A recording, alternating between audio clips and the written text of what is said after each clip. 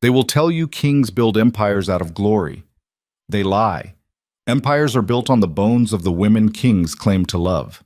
This is the story of a queen who was never enough, a servant who was never free, and a king whose obsession burned down everything he swore to protect. Before you hear another word, I need you to stay until the very end of this one, because the twist in this story will gut you. Hit that like button right now.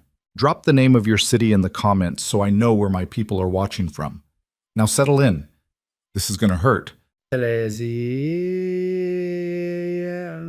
morning Celine Vale arrived at the Imperial Palace, the sky over the capital hung low and gray like a bruise that would not heal. She came through the servants' gate on the eastern wall, the one tucked behind the horse stables where the cobblestones were cracked and stained with decades of manure and rainwater. She carried one leather bag. Inside it, 2 changes of clothes, a bone comb missing 3 teeth, and a letter she had memorized so completely she could have burned it and lost nothing. The letter bore no signature, it bore no seal, but every word in it had been written by the hand of King Lucian Draven himself, and every word was a command disguised as a promise. Come to the palace. I have arranged everything. You will be safe. You will be near me. No one will know. Celine stood in the courtyard with mud on the hem of her gray dress and watched the palace rise above her like something carved from a mountain by a god with no sense of mercy. The windows were narrow. The walls were thick enough to swallow screams. And somewhere behind those walls, in a throne room she had never seen, a man she had loved since she was 17 years old was waiting for her to become invisible. She was 23. She had already learned that love, when it comes from a powerful man, is never a gift. It is a leash made of silk, and the silk only makes it harder to see the bruises. A steward named Aldrich met her at the gate. He was a thin man with a face like a hatchet and eyes that catalogued everything they touched. He looked at her bag, he looked at her shoes, he looked at the way she held her shoulders, not hunched like a servant, but straight like someone who had once expected more from the world. "You are the new chambermaid," he said. It was not a question. Celine nodded. Aldrich did not smile. "The Queen's private chambers are on the 3rd floor of the Western Tower. You will not speak to Her Majesty unless spoken to. You will not touch her possessions without instruction. You will not leave the tower after the 9th bell without written permission from me or the head of household. If you are found in any corridor of the Eastern Wing after dark, you will be dismissed. Do you understand these terms?" Celine looked him in the eye. She had spent 3 years working as a healer's apprentice in a border town where soldiers came back missing hands and hope. She had held men down while their legs were sawed off. She had cleaned wounds that smelled like the end of the world. A palace steward with a list of rules did not frighten her. "I understand," she said. Aldrich studied her for a long moment. Then he turned and walked toward the Western Tower without checking to see if she followed. He did not need to. In the palace, everyone followed. The Western Tower was colder than the rest of the palace, and it was not an accident. The king's architects had designed it that way decades ago, during the reign of Lucian's father, as a way to remind whichever queen occupied it that comfort was a privilege granted by the crown, not a right owed to it. The walls were stone. The tapestries were old and thin. The fireplaces were large enough to roast an ox, but were fed barely enough wood to warm a single chair. Evelina Ashford had lived in this tower for 4 years, since the day she married Lucy Yen Draven. At the age of 19, and she had never once been warm. Celine noticed the cold the moment she stepped inside.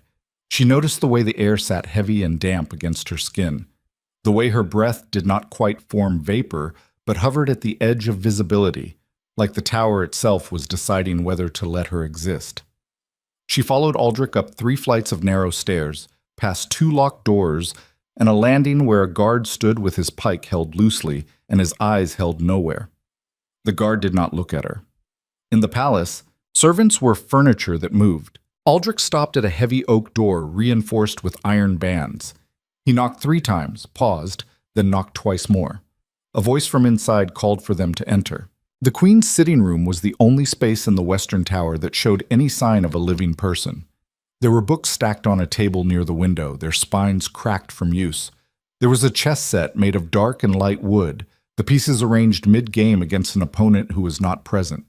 There was a needlework frame holding a half-finished design of a bird in flight, the thread colors chosen with a precision that spoke of someone who paid attention to small things because the large things were out of her control. And there was Evelina. The queen stood near the window with her back to the door, looking out at the courtyard below. She was tall for a woman, lean in the way of someone who forgot to eat when her mind was occupied. Her hair was dark auburn, pulled back in a simple arrangement that a more fashionable queen would have considered beneath her station. Her hands rested on the stone windowsill, and Celine could see from across the room that her knuckles were dry and cracked from the cold. She turned when she heard them enter, and Celine's first thought was that Queen Evelina Ashford had the most exhausted eyes she had ever seen. Not tired from lack of sleep, tired from the effort of pretending, day after day, that she was not slowly disappearing inside her own life. "Your Majesty," Aldrich said, "this is Celine Vale. She has been assigned as your new chambermaid." Evelina looked at Celine. There was no warmth in the look, but there was no cruelty either. It was the gaze of a woman who had stopped expecting anything from the people who were sent to serve her, because the people who were sent to serve her always served someone else first. "Where was she before?" Evelina asked, and her voice was low and clear and carried the flattened vowels of the northern provinces where she had been born. "She served in a border town, Your Majesty, a healer's household." "A healer?" Evelina said. She looked at Celine again, and this time something shifted behind her eyes. Not warmth, curiosity. "Can you actually heal anything?" Celine hesitated. The honest answer was complicated. She could set bones, she could stitch wounds, she could brew tinctures for fever and pain, and the kind of sadness that settled into a person's chest like winter fog. But she could not heal the thing that was broken inside herself, and she had stopped believing anyone could. "I can ease suffering, Your Majesty," Celine said. "I cannot undo what caused it." Evelina stared at her for a long beat. Then the corner of her mouth moved, not quite a smile, but something adjacent to one, something that suggested she recognized the honesty in that answer and respected it more than she would have respected a comfortable lie. "Leave us, Aldrich," Evelina said. Aldrich hesitated. "Your Majesty, protocol requires that I brief the new—" I said, "Leave us." Aldrich's mouth thinned. He bowed and withdrew, pulling the heavy door shut behind him with a sound that echoed through the stone corridor like a judgment. Evelina crossed the room and sat in the chair beside the chess set. She did not gesture for Celine to sit. In the palace, servants stood. But she did something that surprised Celine. She looked directly at her, not through her, not past her, but at her, as if she were a person and not a piece of furniture that had been delivered. "I have had 6 chambermaids in 4 years, Evelina said. "The first 3 were spies placed by the king's council to report on my behavior. The 4th was a thief who stole a brooch my mother gave me before she died. The 5th was a kind woman who genuinely tried to help me, and she was reassigned within a month because someone decided she was becoming too loyal to me and not loyal enough to the crown. So you will forgive me, Celine Vale, if I do not immediately trust you. But I will tell you this. If you are here to watch me, I will make your job very boring. And if you are here to serve me, actually serve me, then I will treat you better than anyone in this palace has ever been treated, because I know what it feels like to be used, and I have no interest in doing it to someone else." Celine stood very still. Her heart was beating in a way that had nothing to do with fear and everything to do with shame.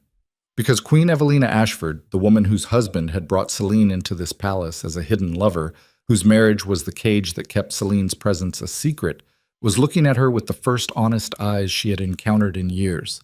And Celine knew, in that moment, with a certainty that settled into her stomach like a stone, that she was going to betray this woman. Not today, not tomorrow, but eventually. Because the king had not brought her here to serve the queen. He had brought her here to be close to him. And every day she spent in this tower, earning Evelina's trust, would be another thread in a web of lies that would eventually choke them all. "I am here to serve you, Your Majesty," Celine said. It was the first lie she told in the palace. It would not be the last. The first week taught Celine the rhythms of the tower. Evelina rose early, before the sun cleared the eastern battlements, and spent the first hour of each day reading correspondence that arrived in a locked leather satchel delivered by a page who never made eye contact. She ate breakfast alone at a small table by the window, always the same meal: black bread, hard cheese, and tea brewed so strong it was nearly bitter. She did not eat lunch. She took dinner in the great hall with the king and the court, and she returned to her chambers each night looking like she had survived a war that no one else could see. Celine learned that the queen had no close friends in the palace. She learned that Evelina's ladies-in-waiting were political appointments, women from noble families who had been placed in her household not to serve her, but to serve their own family's interests. They smiled at Evelina and whispered about her the moment she left the room. They complimented her gowns and mocked her northern accent when they thought no one was listening. They brought her gifts on her naming day and forgot to ask how she was feeling on the days her hand shook from the cold and her eyes went glassy with something that was not quite tears. Celine watched all of this and said nothing. She tidied the queen's chambers. She laid out her clothes. She kept the fires burning as hot as the meager wood supply allowed. She learned which books Evelina returned to most often and made sure they were always within reach. She learned that the queen played chess against herself because no one in the palace would play against her honestly, and she began to understand that Evelina Ashford was not the passive, decorative queen the court believed her to be. She was sharp. She was observant. She was desperately, achingly alone. And she was exactly the kind of woman Celine would have chosen as a friend, in a different life, under different circumstances, in a world where Selene was not sleeping with her husband. That thought hit Celine on the fourth night, while she was banking the fire in the queen's sitting room and Evelina was reading by candlelight. It hit her like a fist to the chest, sudden and hard and breath-stealing, and she had to grip the iron poker until her knuckles went white to keep from making a sound. "Are you all right?" Evelina asked without looking up from her book. "Yes, Your Majesty." The poker slipped. Evelina turned a page. "Be careful.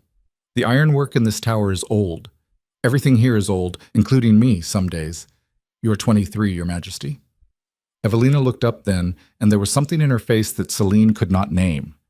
Surprise, maybe. Or the particular kind of loneliness that comes from being surrounded by people who never see you clearly enough to know your age. "You remembered," Evelina said. "It was in your household records," Celine said, which was true.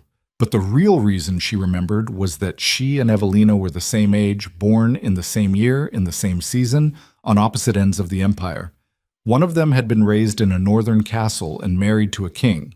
The other had been raised in a border town and fallen in love with that same king before she knew what he was or what that love would cost her. Same age, same season, different cages. Evelina closed her book. "Sit down, Celine. Your Majesty, I did not ask you to kneel. I asked you to sit. There is a chair. Use it." Celine sat. The chair was wooden and hard and positioned across from the queen's armchair in a way that felt almost conversational, as if this room had once been designed for two people to talk as equals instead of one person to command and another to obey. Evelina studied her for a moment. "Tell me something true," she said. "Not something polite. Not something safe. Tell me one true thing about yourself that you have never told anyone in this palace." Celine's throat tightened. The truest thing she could tell Evelina was the one thing she could never say. So she chose a different truth, a smaller one, but no less real. "I am afraid of the dark," Celine said. "Not the kind of dark you get at night when the candles go out. The kind of dark that lives inside a person when they have done something they cannot take back. The kind that sits in your chest and grows a little bigger every day until you cannot remember what it felt like to breathe without it." Evelina was silent for a long time. The fire cracked and popped. Somewhere outside, a guard's boots scraped against stone. "I know that dark," Evelina said quietly. "I have lived with it since my wedding night." She did not elaborate. She did not need to. Celine understood, with a clarity that made her sick, that whatever had happened between Lucien and Evelina on their wedding night had left a mark that 4 years of royal performance had not been able to cover. They sat together in the firelight without speaking for nearly an hour. It was the most honest silence Celine had experienced since arriving at the palace, and it terrified her, because it meant the queen was beginning to trust her, and trust was the one thing Celine could not afford to receive. King Lucien Draven summoned Celine to his study on the 9th night. The summons came through a sealed note delivered by a page who did not know what it contained. The note said only, "East Corridor, 2nd Landing, the door with the iron stag, 9th bell." Celine read it twice, then held it over a candle and let it burn to ash in the wash basin. She went. The eastern wing of the palace was a different world from the cold austerity of the Queen's Tower.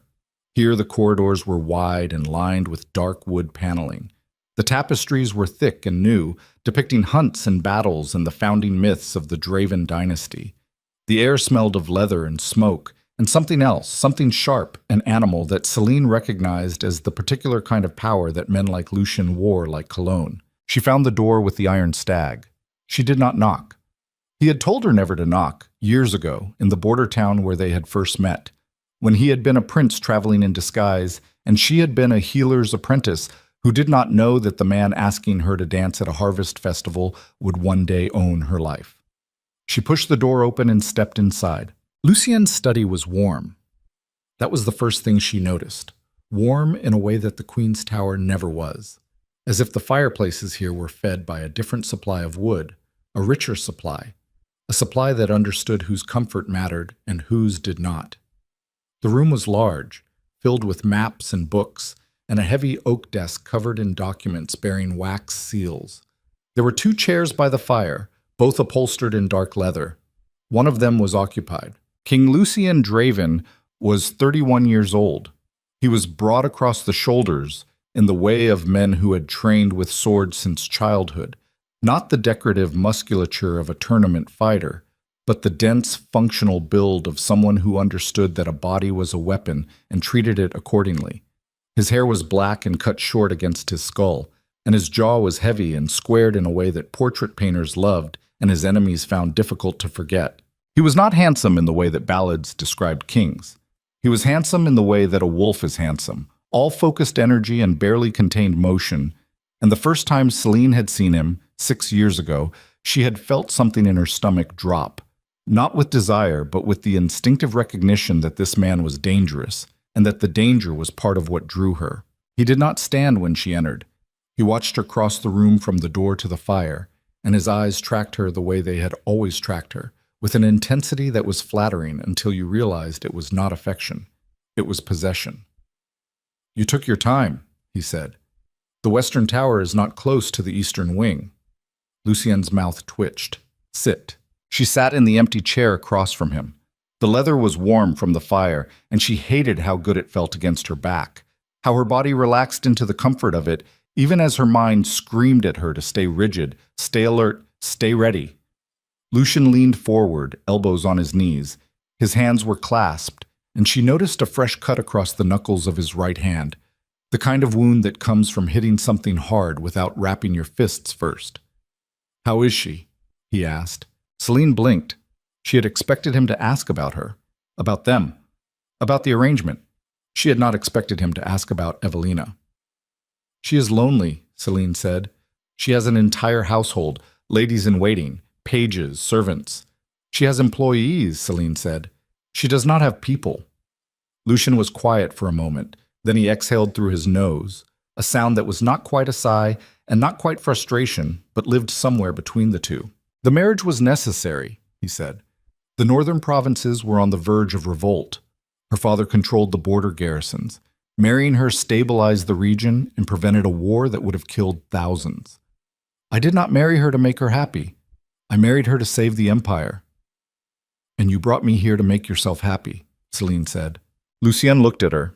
His eyes were dark brown, nearly black in the firelight, and they held an expression she had seen 100 times before, an expression that combined desire and need, and something raw, something that looked almost like pain. "I brought you here because I could not breathe without you," he said. "I spent 3 years trying. I governed provinces and commanded armies and signed treaties and attended every miserable banquet and council meeting. This empire demanded of me, and every single night I lay awake thinking about you in that border town, wondering if you were safe, wondering if someone else was touching you, wondering if you had forgotten me. And I decided I would rather burn this palace to the ground than spend 1 more year pretending you do not exist." Celine closed her eyes. This was the Lucien she remembered. Not the king, not the strategist. The man underneath.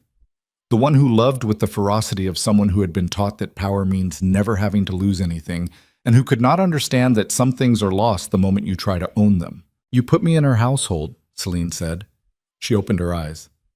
"You put me in the household of the woman you married.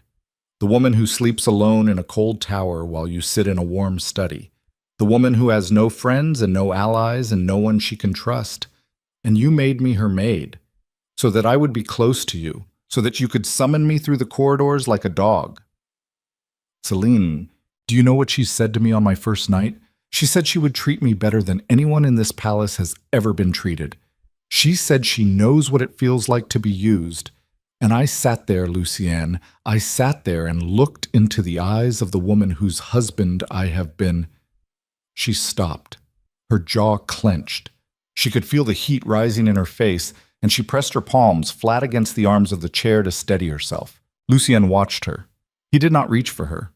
He had learned years ago that touching Celine when she was angry was like grabbing a hot blade.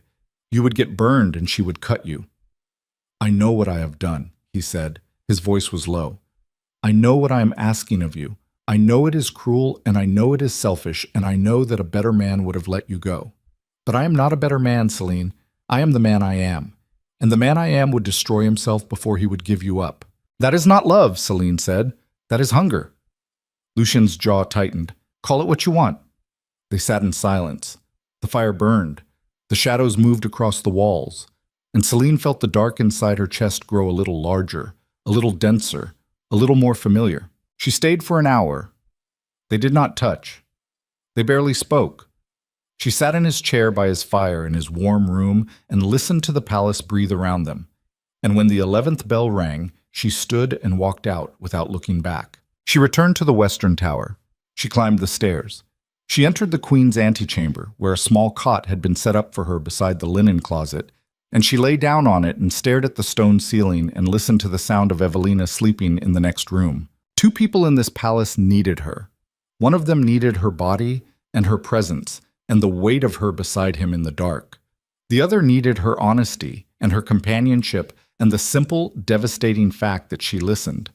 She could not give both of them what they needed. She could not even give herself what she needed, because what she needed was to run, to leave, to vanish into the borderlands where no one knew her name or her history or the particular texture of her shame. But she did not run. She lay on her cot in the cold and listened to the queen breathe and let the dark inside her grow. 3 weeks passed. In 3 weeks, Celine became indispensable to the queen in ways that neither of them expected. It began with small things. Celine brewed a tincture for Evelina's cracked hands, a recipe she had learned from the healer in the border town, made from rendered tallow and chamomile and a trace of something bitter that she would not name. Evelina's hands healed within days. Then Celine noticed that the queen slept poorly, not from nightmares, but from the cold that seeped through the stone walls after midnight, and she began heating stones in the fireplace and wrapping them in cloth and placing them in Evelina's bed before she retired. Then she noticed that Evelina ate almost nothing at dinner because the great hall made her anxious, and she began keeping bread and dried fruit in the sitting room so the queen could eat in private, without an audience, without the weight of 100 noble eyes measuring every bite she took. Each kindness was genuine. That was the part that destroyed Celine. She was not performing care for the queen as part of some calculated strategy. She was caring for Evelina because Evelina needed care, and because Celine was, at her core, a healer, and healers cannot watch someone suffer without reaching out. The guilt came later, always later, in the dark hours when she lay on her cot and cataloged the lies she was building, brick by careful brick. You are different from the others, Evelina said one evening. They were in the sitting room. Evelina was working at her needlework. Celine was organizing the queen's correspondence into the locked satchel for collection. Celine did not look up. Different how, Your Majesty? You do not gossip. You do not flinch when I raise my voice. You do not look at me like I am a problem to be managed. Celine set the satchel aside. You are not a problem, Your Majesty. Evelina's needle paused. To this court, I am nothing but a problem. I am the northern wife the king married for politics. I am the woman who has not yet produced an heir. I am the obstacle between every ambitious duke and his access to the throne. Do you know what Lord Harkin said about me at last week's council reception? He said I was a decorative bridge between two provinces, and that bridges are only valued until someone builds a road. Lord Harkin sounds like a man who has never been punched in the mouth, Celine said. Evelina looked at her. Then she laughed. It was a real laugh, sudden and unguarded, and it transformed her face from the careful mask she wore in public into something younger and wilder and startlingly beautiful. Celine stared. She had not expected the laugh. She had not expected the beauty. And she had not expected the sharp, painful twist in her chest that came with realizing that Evelina Ashford, in a different world, in a fair world, would have been someone extraordinary, and that this palace, this marriage, this arrangement was killing her by inches. "I would very much like to see Lord Harkin punched in the mouth," Evelina said. She was still smiling. "Would you arrange that for me, Celine? I will add it to my duties, Your Majesty." Evelina shook her head, the smile fading to something softer. "Call me Evelina. When we are alone. Please." "That is not appropriate, Your Majesty. Nothing in this palace is appropriate. Call me Evelina." Celine swallowed. The dark in her chest pulsed. "Evelina," she said. The queen nodded once, satisfied, and returned to her needlework. And Celine stood in the middle of the sitting room and felt the ground beneath her shift, because a queen had just offered her a name. And a name, in a palace full of titles and deceptions, was the most dangerous thing anyone could give. Lucien summoned her again the following week. Same note, same corridor, same door with the iron stag. But this time, when Celine entered the study, he was not sitting. He was standing by the window with a glass of something dark in his hand and a look on his face that she recognized from the worst nights in the border town. The nights when the soldiers came back broken and the healer could not fix them, and the only thing left to do was drink. "Someone has been talking," Lucien said. He did not turn from the window. Celine closed the door behind her. "Talking about what?" "About you. About my interest in you. Lord Voss mentioned to his wife that I personally approved your assignment to the Queen's household, and his wife mentioned it to Lady Alden. And Lady Alden mentioned it to her sister, who happens to be married to Duke Edmund Crestfall. And Duke Crestfall is the most ambitious and the most ruthless man in this court. And now he is asking questions about why the king would take a personal interest in the hiring of a chambermaid." Celine leaned against the door. Her pulse quickened, but she kept her voice level.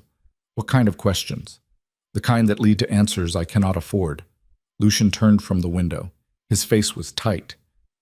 "I have managed this empire through 6 border conflicts, 2 assassination attempts, and a famine that killed 12,000 people. I have never lost control of a situation. But I cannot control what people whisper, and whispers in this palace are more dangerous than swords." "Then send me away," Celine said. Lucien's eyes snapped to hers. "No. Lucien, no. I brought you here. I will protect you. I will protect this. No one will touch you. No one will question you. I will make sure of it. And how exactly will you do that without confirming every suspicion Crestfall already has?" Lucien set his glass down on the windowsill hard enough that Celine heard the base crack against the stone. He crossed the room in 3 strides and stood in front of her, close enough that she could smell the liquor on his breath, and the leather of his coat, and the particular scent of his skin that she had once loved and now feared because it reminded her of everything she had lost. "I will handle Crestfall," he said. His voice was quiet and deadly. "I will handle the whispers. I will handle the court. All I need you to do is stay. Stay in the palace. Stay near her. Stay near me." Celine looked up at him. His face was inches from hers, and his eyes were burning with that intensity she knew too well. The intensity that made her feel like the only person alive, and the intensity that made her feel like prey. "You're asking me to lie to a woman who trusts me," Celine said, "every single day. You're asking me to look into her eyes and pretend that I am her friend while I'm sneaking through corridors to see her husband. You're asking me to carry that weight and smile while I do it." "Yes," Lucien said. "That is exactly what I'm asking. And what happens when the weight crushes me?" Lucien raised his hand and touched her face. His fingers were rough with calluses from years of sword work, and his touch was gentle in a way that contradicted everything else about him, and that contradiction was the thing that had hooked Celine 6 years ago and never let go. "I will not let it crush you," he said. It was a promise he could not keep. They both knew it. But the warmth of his hand on her skin and the fire behind her, and the loneliness that had eaten through her bones for 3 years, made her weak in a way she despised, and when he kissed her, she did not pull away. She kissed him back. She hated herself for it. And afterward, walking back through the dark corridors to the western tower, she pressed her hand against the cold stone wall and felt the palace pulse around her like a living thing, indifferent and enormous, and she understood that this place would not let her go. Not because the doors were locked, but because the people inside it needed her in ways that had wrapped around her like chains, and chains do not care whether you consented to wearing them. She entered the antechamber. She lay on her cot. She stared at the ceiling. In the next room, Evelina slept. And somewhere in the eastern wing, Lucian Draven sat alone in his warm study and poured himself another glass and stared at the fire and told himself that what he was doing was love, because the alternative was admitting that what he was doing was the cruelest thing one human being can do to two others. The next morning, Celine woke to find Evelina standing in the doorway of the antechamber, watching her. "You were talking in your sleep," Evelina said. Her arms were crossed over her nightgown and her hair was loose around her shoulders, and she looked, in the gray morning light, like someone who had just discovered a crack in a wall she thought was solid. Celine sat up. Her mouth was dry. "What did I say? You said the word sorry, over and over, like a prayer." Celine's blood went cold. She forced herself to breathe. "I have bad dreams sometimes," she said. "It means nothing." Evelina studied her. Then she uncrossed her arms and said, "Come, have breakfast with me. The bread is stale, but the tea is decent, and I'm tired of eating alone." It was not a command. It was an invitation, and it was worse than any command could have been, because it was kind, and kindness from Evelina Ashford felt like a knife pressed against the softest part of Celine's throat. They ate together by the window. The sky was gray again. The courtyard below was filling with servants and soldiers beginning their days. Evelina tore the bread into pieces and dunked them in her tea and talked about a book she had been reading, a history of the northern campaigns written by a general who had served under her grandfather, and Celine listened and nodded and asked questions that made Evelina's eyes light up with the particular pleasure of someone who has finally found a person willing to engage with the things she cares about. And under the table, Celine's hands were shaking. Not from the cold. From the knowledge that in every palace corridor, whispers were already spreading, that Duke Crestfall was already asking questions, that the silk leash around her throat was tightening with every passing day, and that the woman sitting across from her, breaking bread and sharing tea and offering trust like a gift she could not afford to give, had no idea that the maid she was beginning to love like a sister was the same woman who had kissed her husband in the firelight less than 8 hours ago. The dark in Celine's chest grew. And somewhere in the palace, a door was opening that no one would be able to close. By the end of the 4th week, Duke Edmund Crestfall had assembled enough fragments to construct a theory, and theories in the hands of ambitious men are more dangerous than loaded crossbows. He was 52, silver-haired, built like a former soldier who had traded muscle for influence and found the exchange profitable. His estates controlled the southern grain supply. His allies held 4 of the 12 council seats. And his hatred of Lucian Draven was not political, it was personal. Lucien's father had executed Crestfall's brother 20 years ago for treason that may or may not have been real, and Crestfall had spent 2 decades smiling at the Draven dynasty while sharpening a blade behind his back. He did not yet have proof. But he had a pattern, a chambermaid assigned by royal order, a king who had rejected 3 candidates from noble households before accepting a commoner with no court experience. A servant who moved through the palace with a confidence that did not match her station. And most damning of all, a report from a guard who had noticed the same servant leaving the eastern wing after the 11th bell on 2 separate occasions. Crestfall sat in his private quarters and turned these fragments over in his mind, like a man polishing stones. And he smiled because he understood something that Lucian Draven had apparently forgotten. In the game of empires, the most powerful weapon is not a sword or an army. It is a secret. And secrets, once exposed at the right moment, in front of the right audience, can topple thrones. The winter banquet was 6 weeks away. The entire court would be present. Every noble house, every foreign ambassador, every influential merchant and military commander in the empire. 6 weeks was more than enough time to gather what he needed. He called for his steward and began to plan. And in the western tower, Celine sat beside Evelina and read aloud from a book of northern folk tales while the queen rested her head against the back of her chair and closed her eyes. And for a few stolen minutes, the only sound in the room was Celine's voice and the crackle of the fire. And both women, for entirely different reasons, wished that the moment would never end. But moments end. They always end.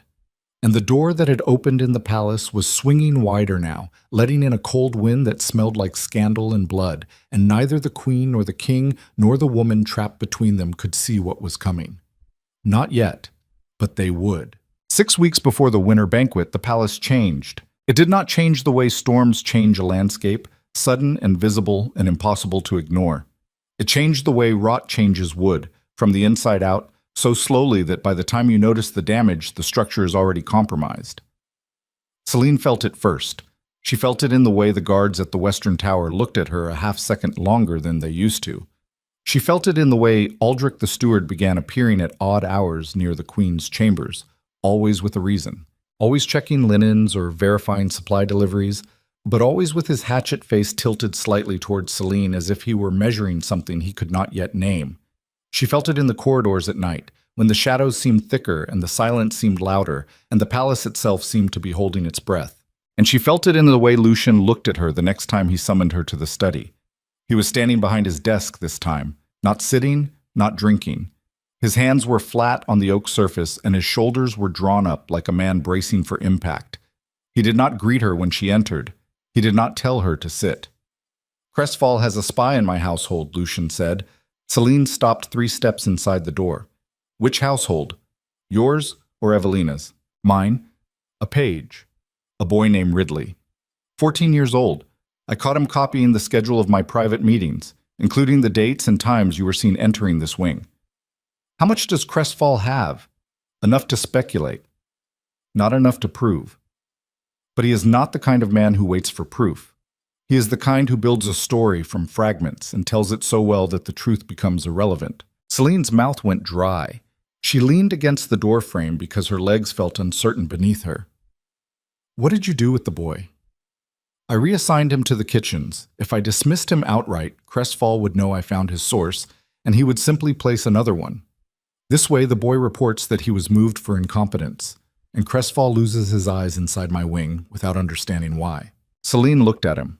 The firelight carved his face into angles and hollows, and she thought, not for the first time, that Lucien Draven operated the way a predator operates, always thinking 3 moves ahead, always calculating the angle of attack and the cost of retreat, always treating people as pieces on a board.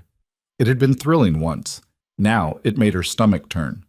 "You are playing a game with a 14-year-old boy's life," Celine said. "I am protecting us. You are protecting yourself. There is a difference." Lucien's hands pressed harder against the desk. His knuckles whitened. She watched the tendons in his forearms shift under the skin and recognized the tension for what it was, the physical manifestation of a man who was not accustomed to being challenged and who processed the discomfort of it through his body because his mind refused to acknowledge it. "Everything I do, Lucien," said, and his voice was low and controlled in the way that meant he was furious. "Every decision I make, every risk I take, is to keep you here, close to me, safe. If you cannot see that, what I see is a king who hid his lover inside his wife's household and then acted surprised when the walls started listening." Lucien straightened. His jaw clenched, and she watched the muscle above his ear jump once, twice. He came around the desk and walked toward her, not fast, not slow, with the deliberate measured stride of a man who understood that movement itself was a form of communication, and that the way you crossed a room told the other person everything they needed to know about whether you intended to comfort them or corner them. He stopped 2 feet in front of her, close enough that she could feel the heat of him, not close enough to touch. "I will not apologize for wanting you," he said. "I will not apologize for building a world in which I get to see you every day. You can call it obsession, you can call it hunger, you can call it whatever word makes you feel like you are the reasonable one in this room. But I watched my father rule this empire alone for 30 years, and it hollowed him out from the inside until there was nothing left but title and bone. I swore I would never become that. And you are the only thing standing between me and that emptiness. So yes, I brought you here, and yes, I would do it again. And I will keep you here because the alternative is a version of myself I cannot survive." Celine listened. She heard every word. She understood every word. And she recognized, with the particular clarity that comes from loving someone for 6 years and watching them fail to grow, that Lucien did not love her the way a man loves a woman. He loved her the way a drowning man loves air, desperately, violently, without any regard for whether the air itself had lungs of its own. She reached up and placed her hand flat against his chest. She could feel his heartbeat through the fabric, hard and fast, and she held it there for 3 seconds and then pushed. Not hard. Just enough to create distance. Just enough to remind him that she was not furniture and not a concept and not a cure for whatever was broken inside him. "You need to stop summoning me to this wing," she said. Her voice was steady, but it cost her everything to keep it that way. "If Crestfall is watching, every visit is another thread he can pull. I will not come here again unless there is no other choice." "Celine, I mean it, Lucien. No more sealed notes, no more pages, no more doors with iron stags. If you need to speak to me, find another way. A way that does not light a trail straight to us." Lucien stared at her. She watched something move behind his eyes, something that looked like loss. And for a brief moment she saw the man underneath the king, the man who had danced with her at a harvest festival in a border town and laughed at her jokes and held her hand while they walked through fields of winter wheat that came up to their hips. That man was still in there, buried under layers of crown and strategy and the particular kind of damage that power inflicts on people who hold it too long. But she could not save that man. She had tried for 6 years and it had cost her everything, and the man was still drowning, and the only thing that had changed was that now she was drowning with him. She left without kissing him. She walked back through the eastern corridor with her hands at her sides and her chin up and her breathing controlled. And when she reached the stairwell that connected the wings, she stopped and pressed her forehead against the cold stone and allowed herself exactly 10 seconds of something that was not crying but was adjacent to it, a shaking in her chest that rose up through her throat and died before it reached her eyes. Then she straightened. She smoothed her dress. She climbed the stairs to the western tower, and she went back to work. The following morning, Evelina asked Celine to accompany her to the palace gardens. This was unusual. The queen rarely left the western tower during the day, preferring the safety of her sitting room to the open corridors where she was subject to the stares and whispered commentary of every noble who happened to pass. But the weather had broken overnight, the gray sky splitting open to reveal a thin, fragile blue, and Evelina said she needed air. She said it the way a prisoner says it, not as a preference but as a biological necessity, as if one more day inside those stone walls would finish whatever the cold had started. They walked through the lower courtyard and into the walled garden on the southern side of the palace. The garden was old, planted 3 generations ago by a queen whose name Celine had not learned, and it had the overgrown, slightly wild look of a place that was maintained by obligation rather than love. The hedges were trimmed but shapeless. The paths were gravel that had not been raked in weeks. The flower beds were empty and dark, and waiting for spring with the patient endurance of things that have no choice. Evelina walked slowly. She kept her hands clasped in front of her, and Celine noticed that she was wearing the thinnest pair of gloves she owned, the ones that offered almost no protection against the cold, as if she had chosen discomfort deliberately, as if feeling the bite of the air against her skin was preferable to feeling nothing at all. "I have been thinking about what you said," Evelina told her, "about the dark that lives inside a person, the kind that grows." Celine's step faltered. She recovered quickly but not quickly enough. She felt Evelina glance at her. "I know that dark well," Evelina continued. "I have carried it since my father told me I would marry the king. I was 17. I had never met Lucien. I had never been outside the northern provinces. My father called me into his study and told me I was to be the bridge between our house and the crown. And when I asked him what would happen to the life I had planned for myself, he said there was no life outside the one the empire required of me. He said that survival and surrender are sometimes the same thing." Celine walked beside her and said nothing. She felt the story pulling at her like a current, drawing her closer to Evelina, and she recognized the pull for what it was. The dangerous gravitational force of 2 people who should never have been placed this close to each other because their damage was compatible in a way that made connection inevitable. Evelina stopped beside a stone bench near the garden wall. She sat.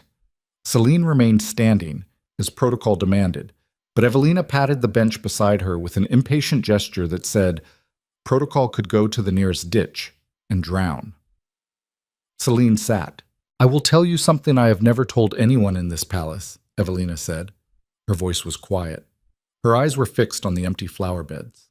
"On my wedding night, Lucien was courteous. He was respectful. He did not force himself on me, and I want to be clear about that because the rumors suggest otherwise and the rumors are wrong. But when I looked into his eyes that night, I saw something that frightened me more than violence ever could. I saw absence.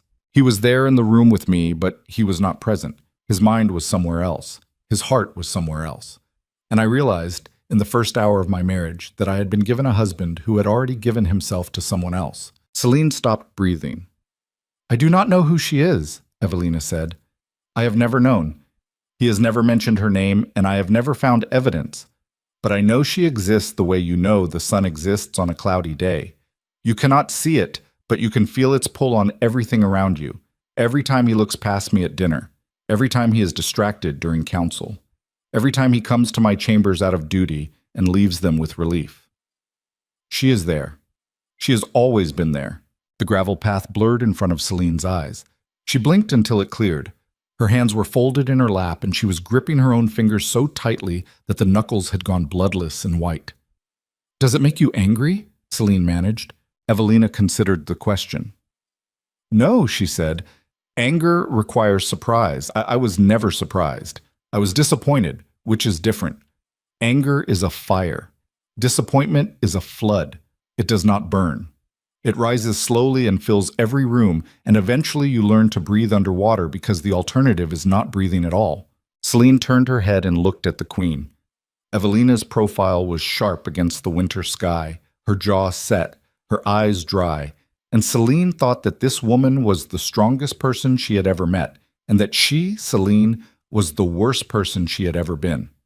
Because the woman Evelina had sensed on her wedding night, the invisible presence that had stolen her husband's attention and affection, the ghost that had haunted her marriage for 4 years, was sitting beside her on this bench, holding her own fingers until they were numb, fighting the urge to confess everything, and knowing that confession would not heal anything, but would simply transfer the pain from one chest to another. "You deserve better than this," Celine said. Evelina smiled. It was a sad smile, the kind that has given up on changing anything and has settled instead for acknowledging the shape of the damage. "Perhaps," she said, "but deserve has nothing to do with what we get. Deserve is a word for children who still believe the world keeps score." They sat in the garden until the thin blue sky closed over again and the gray returned and the cold drove them back inside. They did not speak again about Lucien or the unknown woman or the loneliness of a marriage built on politics instead of love. But something had shifted between them. Some wall had come down or some door had opened, and when they returned to the western tower, Evelina took Celine's hand and held it for a moment. A brief firm pressure that communicated more than 1,000 words could have, and Celine held the queen's hand and felt something inside her crack, like ice on a river in early spring. She was falling in love with this woman, not the way she loved Lucien, not with heat and hunger and the desperate need to be consumed. She was falling in love with Evelina the way you fall in love with someone who sees you clearly and chooses you anyway. The way you fall in love with someone whose pain mirrors your own, the way you fall in love with someone you are actively destroying and cannot stop. It was the worst kind of love, the kind that comes with a built-in ending. And the ending was getting closer every day. Duke Crestfall moved carefully. He was not a man who rushed. He had waited 20 years for his moment, and 20 years of patience had taught him the value of precision over speed. He did not confront the king. He did not spread rumors himself. He was far too intelligent for that. Instead, he planted seeds. A question here, a raised eyebrow there, a casual observation at a council dinner about how unusual it was for a king to personally approve the assignment of a chambermaid, a quiet conversation with Lord Harkin about the peculiar loyalty the crown seemed to show toward a commoner with no family connections and no political value. Harkin, who was vain and easily manipulated, took the bait. He began watching Celine. He noted when she appeared in the corridors outside the Queen's Tower. He noted when she was absent. He compiled a rough timeline that, while incomplete, showed gaps in her schedule that could not be explained by her duties as a chambermaid. He brought this timeline to Crestfall over wine one evening, and Crestfall studied it with the careful attention of a man reading a map to buried treasure. "She disappears for an hour or more after the 9th bell," Harkin said, 2 or 3 times a week. The Western Tower servants do not account for her during those periods. Crestfall folded the timeline and placed it inside his coat. "And where does she go during these absences?" "I do not know. My informants lose her in the eastern corridors." Crestfall's mouth curved. the eastern corridors, where the king's private study is located. Harkon's eyes widened as the implication settled into him. You cannot be suggesting. I am not suggesting anything, Crestfall said. I am observing a pattern. Patterns are facts. What people choose to do with facts is their own business. He poured more wine for Harkon and changed the subject to grain tariffs. And Harkon, who thought himself a player in this game, did not realize that he had just become a piece in someone else's. Crestfall needed one more element. He needed a witness, not a servant or a guard whose word could be dismissed as gossip, but someone with standing, someone whose testimony at a public gathering would carry the weight of credibility. He spent 3 weeks identifying his candidate, and when he found her, he smiled the way a hunter smiles when the deer steps into the clearing. Lady Marin Ashworth, 38. Widow of a general who had died in the Eastern campaigns, well-respected, well-connected, and deeply, bitterly resentful of the crown because her petition for a military pension had been denied by the King's Council 6 months ago, leaving her dependent on the charity of relatives who enjoyed reminding her of their generosity. Crestfall invited her to dine at his estate outside the capital. He was solicitous. He was sympathetic. He listened to her grievances about the pension with the appearance of genuine outrage and promised to raise the matter at the next council session. And then, over dessert, he mentioned casually that he had heard disturbing rumors about the king's conduct, rumors that, if true, would suggest the crown was rotten in ways that went beyond mere financial negligence. What kind of rumors? Lady Ashworth asked. The kind involving a young woman in the Queen's household who may be serving a purpose that has nothing to do with chamber duties. Lady Ashworth set down her spoon. She was not a fool. She understood immediately what Crestfall was building, and she understood that he was offering her a role in it. The question was whether the role came with a price, and whether the price was worth paying. What would you need from me? She asked. Only your eyes, Crestfall said, and your willingness to tell the court what they see. He did not mention the word testimony. He did not mention the winter banquet. He did not need to. Lady Ashworth had survived the death of a husband and the betrayal of a government and the slow humiliation of poverty, and she understood leverage the way soldiers understand terrain. She knew what Crestfall was offering and what he would expect in return, and she made her calculation in the time it took to lift her wine glass. Tell me where to look, she said. Crestfall told her, and the trap began to close. Celine knew something was wrong 3 days before it happened. She could not identify the specific evidence because there was none. No confrontation, no accusation, no sealed note bearing bad news. It was subtler than that. It was the way the air in the palace felt tighter, as if the walls were contracting. It was the way certain nobles looked at her when she passed through the corridors, not with suspicion, but with something worse, with anticipation. The way an audience looks at a stage before the curtain rises. She tried to warn Lucien.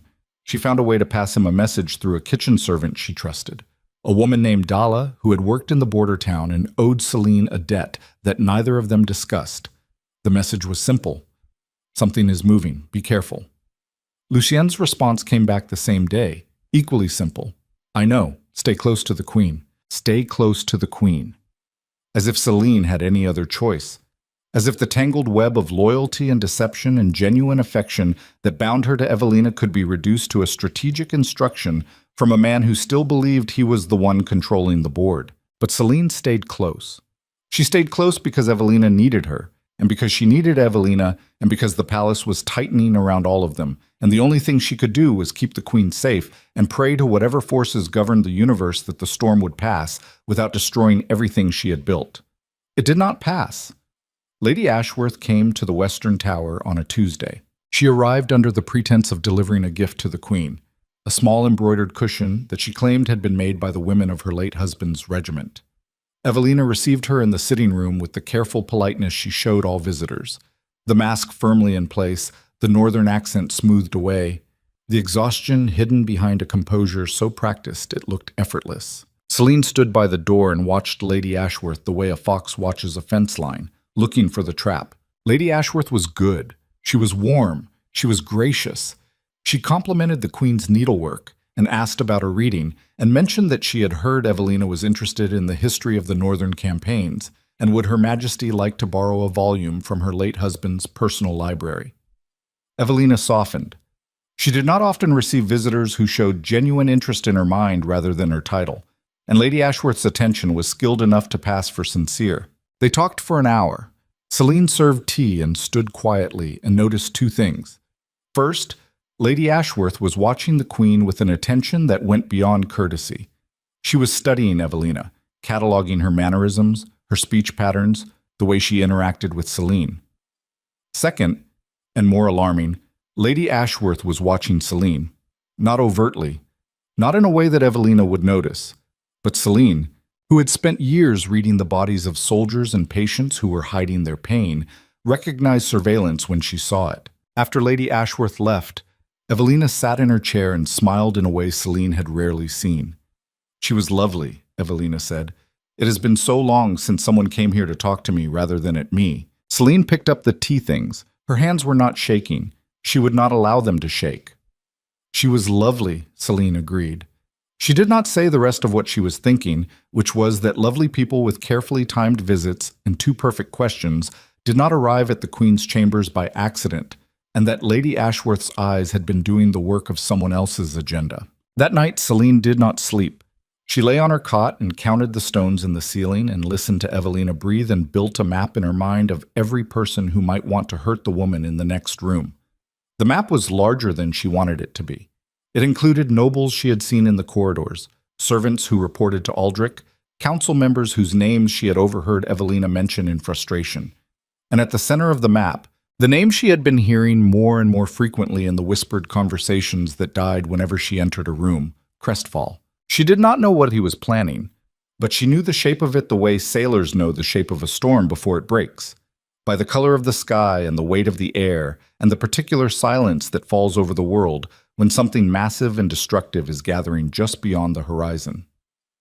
2 weeks before the banquet, Evelina asked Celine to help her choose a gown. This was not vanity, it was armor. Evelina understood with the strategic intelligence that the court consistently underestimated that the winter banquet was the most dangerous night of the year.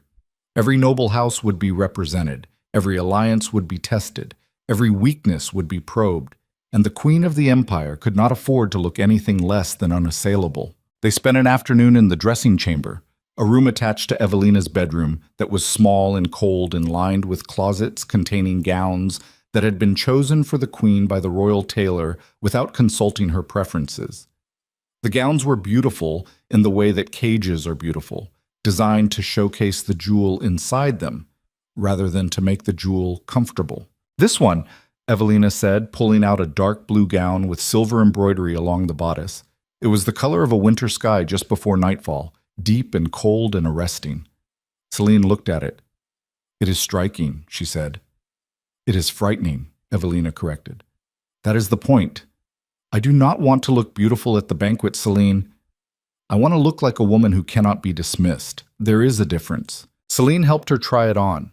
She laced the bodice and adjusted the shoulders and pinned the train, and her fingers brushed against Evelina's skin at the back of her neck, and both of them went very still for a moment, a held breath that had nothing to do with the fitting and everything to do with the fact that touch, between these two women, had become something charged and complicated and impossible to discuss. "How do I look?" Evelina asked. She was facing the mirror. Her reflection stared back at her with the dark blue gown and the auburn hair and the eyes that were no longer exhausted, but alert and fierce and ready. "You look like a queen," Celine said. "Good," Evelina said, "because I have spent 4 years in this palace looking like a guest. I think it is time I reminded them who lives here." There was something in her voice that Celine had not heard before. It was not anger. It was not desperation. It was resolution. The quiet, immovable resolution of a woman who has reached the bottom of her endurance and discovered, to her surprise, that the bottom is solid ground, and that solid ground is something you can push off from. Celine watched Evelina study her own reflection and felt two things at once. The first was pride, fierce and unexpected. Pride in this woman who had been underestimated and neglected and isolated, and who was now, in the fitting of a gown in a cold dressing room, quietly deciding to become someone the court could not ignore. The second was terror, because a queen who steps into her power is a queen who sees everything. And a queen who sees everything will eventually see the truth about the woman standing behind her, lacing her dress, hiding secrets in every fingertip, 2 days before the banquet, Celine made a decision. She found Dala in the kitchens during the afternoon shift change when the noise and activity provided cover. She pulled the older woman into the pantry and closed the door and spoke quickly and without preamble. I need you to carry a message to the king's study. Not to the king, to the desk. There is a drawer on the left side that does not lock properly. I need you to place a folded paper inside that drawer and leave without being seen. Dala looked at her with the hard, flat eyes of a woman who had survived the borderlands and did not waste time on moral deliberation when action was required. What does the paper say? It says, they are coming for me, and they will use me to come for her. If you have ever meant a single word you said to me, you will find a way to end this before the banquet. Let me go. Dala took the paper. She did not ask who she was, or who her was, or what this was. She folded it into her apron and left the pantry, and 12 hours later Celine received a response, not on paper, but in person. Lucien appeared at the door of the Queen's antechamber at 3 a.m. Celine woke to the sound of the latch lifting and rolled off her cot with her hand already reaching for the small knife she kept under the thin pillow, a habit from the borderlands that she had never broken. She saw his silhouette in the doorway, and her blood froze because he had never come to the Western Tower before. Never. This was the one boundary he had maintained, and his presence here meant that the situation had moved beyond his ability to control it at a distance. Are you insane? She whispered. The Queen is sleeping in the next room. I know, Lucien said. His voice was barely audible. He stepped inside and closed the door behind him and stood in the dark with his back against the wood, and she could hear his breathing, and it was wrong. It was too fast. The breathing of a man whose body was processing a level of fear that his face would never show. I cannot let you go, he said. Lucien, I cannot. Crestfall has assembled a case. I do not know the details, but I know the shape of it. He intends to present evidence at the banquet that will implicate you as my mistress and me as an unfaithful husband and Evelina as a fool. If I send you away now, before the banquet, it confirms everything. It tells the court that I had something to hide and that I chose to hide it rather than face it. And if I stay, Celine said, it gives him a target. If you stay, I can control the narrative. I can position you as a loyal servant whom the Queen herself values.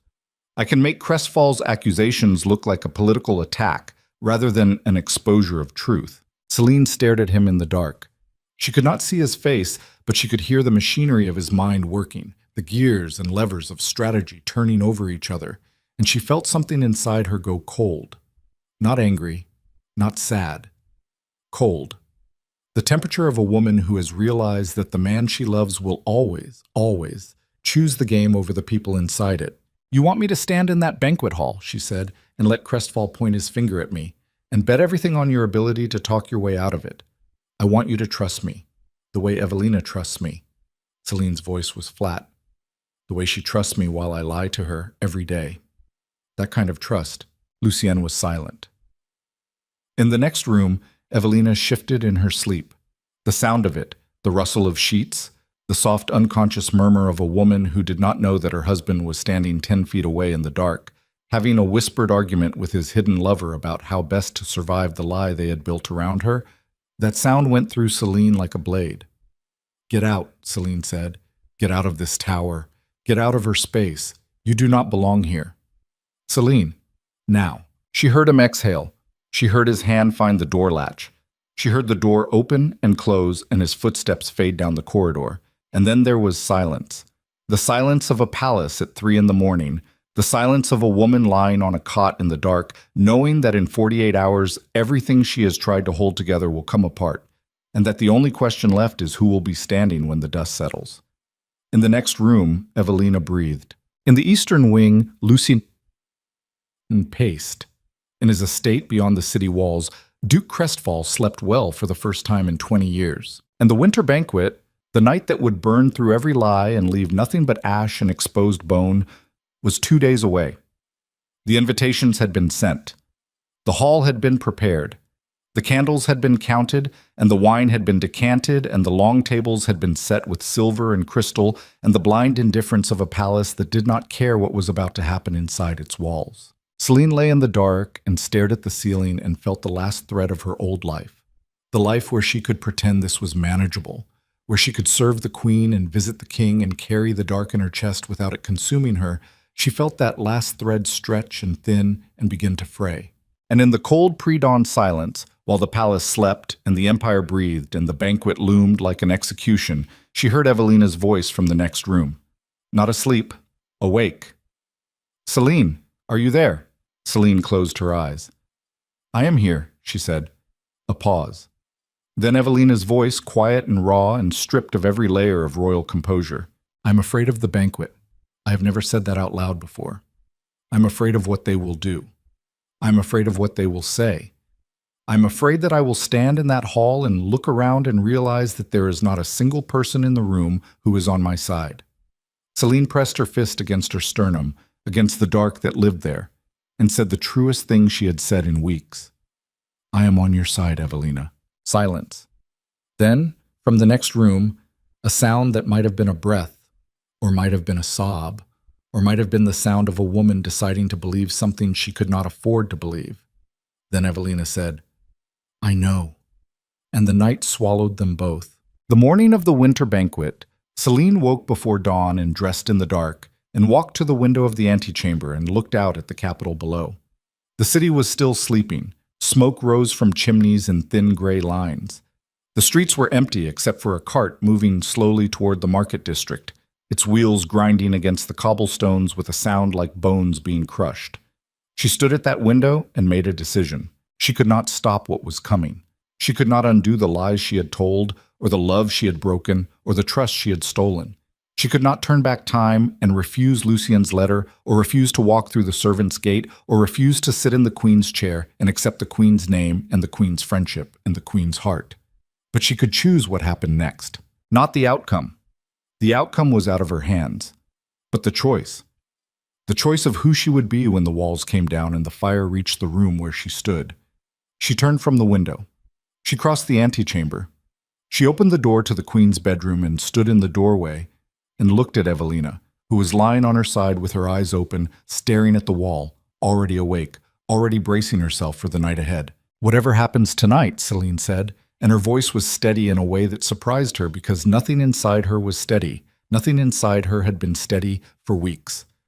"I want you to know that every moment I have spent in this tower with you has been the most honest part of my life." Evelina sat up slowly. Her hair was loose and her eyes were searching, and she looked at Celine with an expression that was not quite trust and not quite suspicion, but something in between, something that recognized that the woman in the doorway was telling a truth that was wrapped around a larger, heavier truth that had not yet been spoken. "Why does that sound like a goodbye?" Evelina asked. Celine did not answer. She held the queen's gaze for 3 seconds, 4, 5. Then she turned and walked back to the antechamber and closed the door and pressed her back against it and slid down to the floor and sat there with her knees drawn up and her forehead pressed against them and the dark in her chest so large now that it filled every space inside her, every vein, every breath, every heartbeat. Tonight the truth would come out. Tonight the banquet hall would become a killing floor. And by tomorrow morning, the palace would know who Celine Vale really was. And the woman in the next room, the woman Celine loved, the woman Celine had betrayed, would never look at her the same way again. The candles in the great hall numbered 3,000. Celine knew this because she had helped the household staff count them that afternoon, a task that the head of household had assigned to her with a smirk that suggested he was enjoying the irony of making the king's hidden mistress perform manual labor on the day of her unmasking. 3,000 candles, and every single one of them was lit. Celine hit the marble floor with her shoulder, and the impact drove the air from her lungs in a single violent burst. The blade meant for Evelina was buried in the muscle below her left collarbone, not deep enough to reach the lung, but deep enough that she felt the steel scrape against something hard inside her, cartilage or bone. She could not tell because the pain had not arrived yet. Pain is slower than metal. Pain takes a moment to understand what has happened to the body it lives in, and in that moment, that gap between injury and agony, Celine saw the ceiling of the great hall above her, 3,000 candles burning in their iron chandeliers. And she thought with a clarity that surprised her that the light looked like stars, and that she had not seen real stars since the border town, and that she might never see them again. Then the pain arrived. It came like a wave of boiling water poured into her chest, radiating outward from the wound in concentric circles of fire that reached her fingertips and her jaw and the backs of her eyes simultaneously.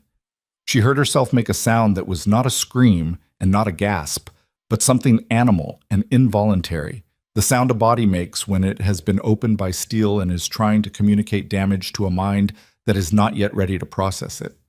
Her left arm went heavy, her vision narrowed. She could feel blood, hot and immediate, spreading across her chest and pooling in the hollow of her throat where the gown's neckline had been torn by the fall. Above her, the world was ending. The great hall had become a slaughterhouse. The assassins, 6 of them, had emerged from the crowd the moment Crestfall's accusation had shattered the room's composure. Moving with the coordinated precision of men who had rehearsed this in some basement or barn or abandoned barracks until the killing choreography was burned into their muscles. They wore the livery of servants. They carried short blades hidden in the folds of their clothing. And they had been placed at specific points around the hall to ensure that when the chaos began, they would be close enough to the royal table to reach the king and queen before the guards could react. The first guard died without drawing his weapon. He was a young man, barely 20, stationed at the eastern door, and the assassin who killed him did it with a single thrust under the ribs that dropped him to the floor like a puppet with its strings cut.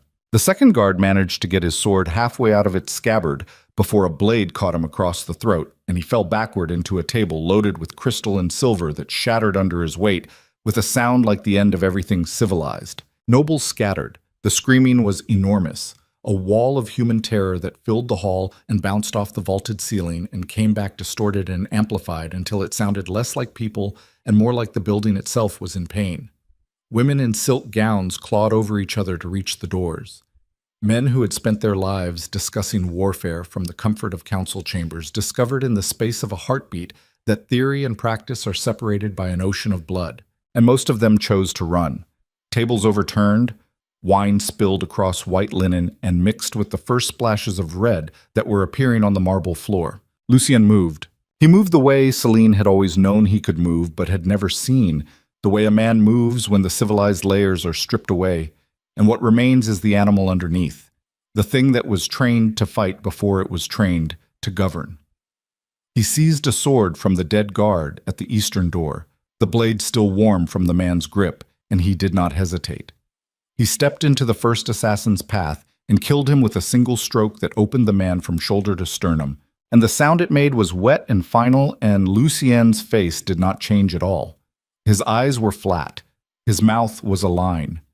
He looked like a man who had been waiting for this, not the assassination, but the permission to stop pretending, the permission to be what he was underneath the crown and the strategy and the sleepless nights, which was a killer, efficient, and cold and built for exactly this kind of moment. "Protect the queen!" Lucien shouted, and his voice cut through the screaming like a blade through cloth. "Western door, get her out, now!" But the queen was not moving. Evelina was on her knees beside Celine. Her dark blue gown was soaking up blood from the floor, the silver embroidery turning black where it met the spreading stain. Her hands were pressed against Celine's wound, both of them, palms flat, fingers splayed, and the blood was coming up between her fingers in rhythmic pulses that matched Celine's heartbeat. And Evelina was saying something, repeating something, and it took Celine several seconds to understand that the queen was saying her name. "Celine. Celine, stay with me. Celine." Celine looked up at her. Evelina's face was close, inches away, and there was blood on her cheek, Celine's blood, a dark smear across the sharp line of her jaw, and her eyes were not afraid. That was the thing Celine noticed. In the middle of an assassination, with the hall erupting into violence around her, with her husband killing men 30 feet away, and her gown heavy with someone else's blood, Evelina Ashford was not afraid. She was furious. "Do not you dare," Evelina said. Her voice was low and hard and shaking with a rage that had nothing to do with the assassins and everything to do with the woman bleeding under her hands. "Do not you dare leave me in this palace alone." Celine tried to speak. Her mouth opened, but the words were behind the pain, trapped on the other side of it, and all that came out was a sound that tasted like copper. 2 of the remaining assassins had broken through the chaos and were heading for the royal table. They moved shoulder to shoulder, blades low, eyes locked on the queen kneeling on the floor. They had been trained to prioritize, and a queen on her knees with her hands occupied and her guards scattered was the easiest target in the room. The first one reached them. Evelina looked up and saw him coming, and her hands did not leave Celine's wound. She did not scream. She did not flinch. She looked at the man with the blade, and she made a sound that Celine would remember for the rest of her life, however long that turned out to be. It was not a word. It was a snarl. The sound of a woman who had been caged and starved and ignored and underestimated for 4 years, and who had just discovered, in the worst possible moment, that the cage had not broken her. It had compressed her. And compressed things, when they finally release, are more dangerous than anything that has been allowed to expand freely. The assassin hesitated. It was a fraction of a second, a flicker of uncertainty in his eyes. And it cost him everything, because in that fraction of a second, a figure came from his left and hit him with enough force to drive him sideways into the stone pillar beside the royal table. His head struck the pillar, and Celine heard the crack from 3 feet away, and then he was on the floor, and the figure who had tackled him was standing over him, breathing hard, and Celine saw through her narrowing vision that it was Aldrich, the thin steward with the hatchet face who catalogued everything, who had watched her with suspicion for weeks, who had probably reported her movements to half the court. Aldrich, who had no weapon and no armor and no training, had thrown himself at an armed assassin to protect the queen, and now he was standing over the unconscious man, and his hands were shaking and his face was white, but his eyes were steady. The second assassin adjusted course. He came around the other side of the table, fast, blade up, and Evelina saw him, and this time she moved. She grabbed the heavy silver candelabra from the center of the royal table, the one that held 12 candles and weighed more than a sword, and she swung it with both hands. The base caught the assassin across the face, and he staggered, and Evelina hit him again, harder, and this time he went down, and the candelabra bent against his skull. And hot wax sprayed across the tablecloth, and Evelina stood over him with the ruined candelabra in her hands, and blood on her gown and blood on her face, and she was breathing the way animals breathe after a fight, ragged and deep and trembling. Lucien killed the 4th assassin near the western door. The 5th was brought down by 3 guards who had finally organized themselves into something resembling a defensive formation. The 6th, the last one, tried to run. He made it as far as the servants' corridor behind the kitchens, before a guard's crossbow bolt caught him between the shoulder blades, and he fell face first into the stone floor and did not move again. The hall went quiet, not silent. There was still the sound of sobbing, and the groans of the wounded, and the drip of spilled wine from overturned tables, and the distant shouts of guards securing the corridors. But the violence had stopped. The killing had stopped. And in the sudden absence of immediate danger, the survivors began to process what had just happened, and the processing sounded like grief. Lucien crossed the hall at a run. He dropped the sword. He dropped to his knees beside Celine, and his hands replaced Evelina's on the wound, and he pressed hard, too hard, and Celine gasped and her back arched against the floor. "Get the physician," Lucien said. His voice was hoarse. "Get him now." "He is dead," someone said from across the hall. "The court physician. They killed him first." Lucien's jaw clenched. She watched the muscle in his cheek work, and she saw something break behind his eyes. Not the strategic mind, not the king, but the man underneath. The man from the harvest festival, the man who had danced with her in winter wheat, and that man was terrified in a way the king would never allow himself to be. "Find another one," Lucien said. "Find anyone who can stitch a wound. Go." A servant ran. Lucien looked down at Celine, and she looked up at him, and between them there was nothing but the truth. Finally, the raw, ugly truth of what they were and what they had done and what it had cost. His hands were on her chest, and her blood was on his skin, and the woman he had married was kneeling beside them both, watching. Evelina was watching. She had not moved from Celine's side. Her bloody hands were resting on her knees, and her face was a mask that Celine could not read. Not anger, not grief, not the shock of betrayal, but something deeper, something structural, the expression of a woman whose understanding of the world has just been demolished, and who is standing in the rubble, trying to figure out which pieces are worth salvaging. Lucien looked at Evelina. Evelina looked at Lucien. And in that look, in that single-held gaze across the body of the woman they had both claimed in different ways, the marriage of Lucien Draven and Evelina Ashford reached its final, honest moment. No words, no politics, no strategy. Just 2 people looking at each other over a wound that they had both, in different ways, helped to create. "Move," Evelina said. Lucian blinked. What? Move your hands. Let me see the wound. Evelina, I spent 6 months watching Celine brew tinctures and set bones and stitch the hem of my dresses with a precision that no chambermaid possesses. She is a healer. She told me that herself. And I've watched her closely enough to learn more than you think. So move your hands, Lucian. Let me see. Lucien stared at his wife. Something moved across his face that Celine, even through the haze of pain and blood loss, recognized as something he had never shown Evelina before. It was respect. Not the diplomatic respect of a king for his queen, the raw, involuntary respect of a man who has just discovered that the person he dismissed is stronger than he is. He moved his hands. Evelina leaned forward and examined the wound. Her fingers were steady. Her breathing was controlled. She pressed the edges of the torn skin together and blood welled between her fingers, and she did not flinch. The blade missed the lung, Evelina said. Her voice was clinical and calm and did not match the blood on her face or the chaos around them. It is lodged in the muscle below the collarbone. It needs to come out, but not here. Not in this hall. She needs a clean room and boiling water and silk thread and a needle small enough for suturing. Can you carry her? The last question was directed at Lucian. He nodded once. He slid his arms under Celine's body and lifted her, and she felt herself rise from the bloody marble floor, and the movement sent a wave of agony through her chest that whited out her vision for a full second.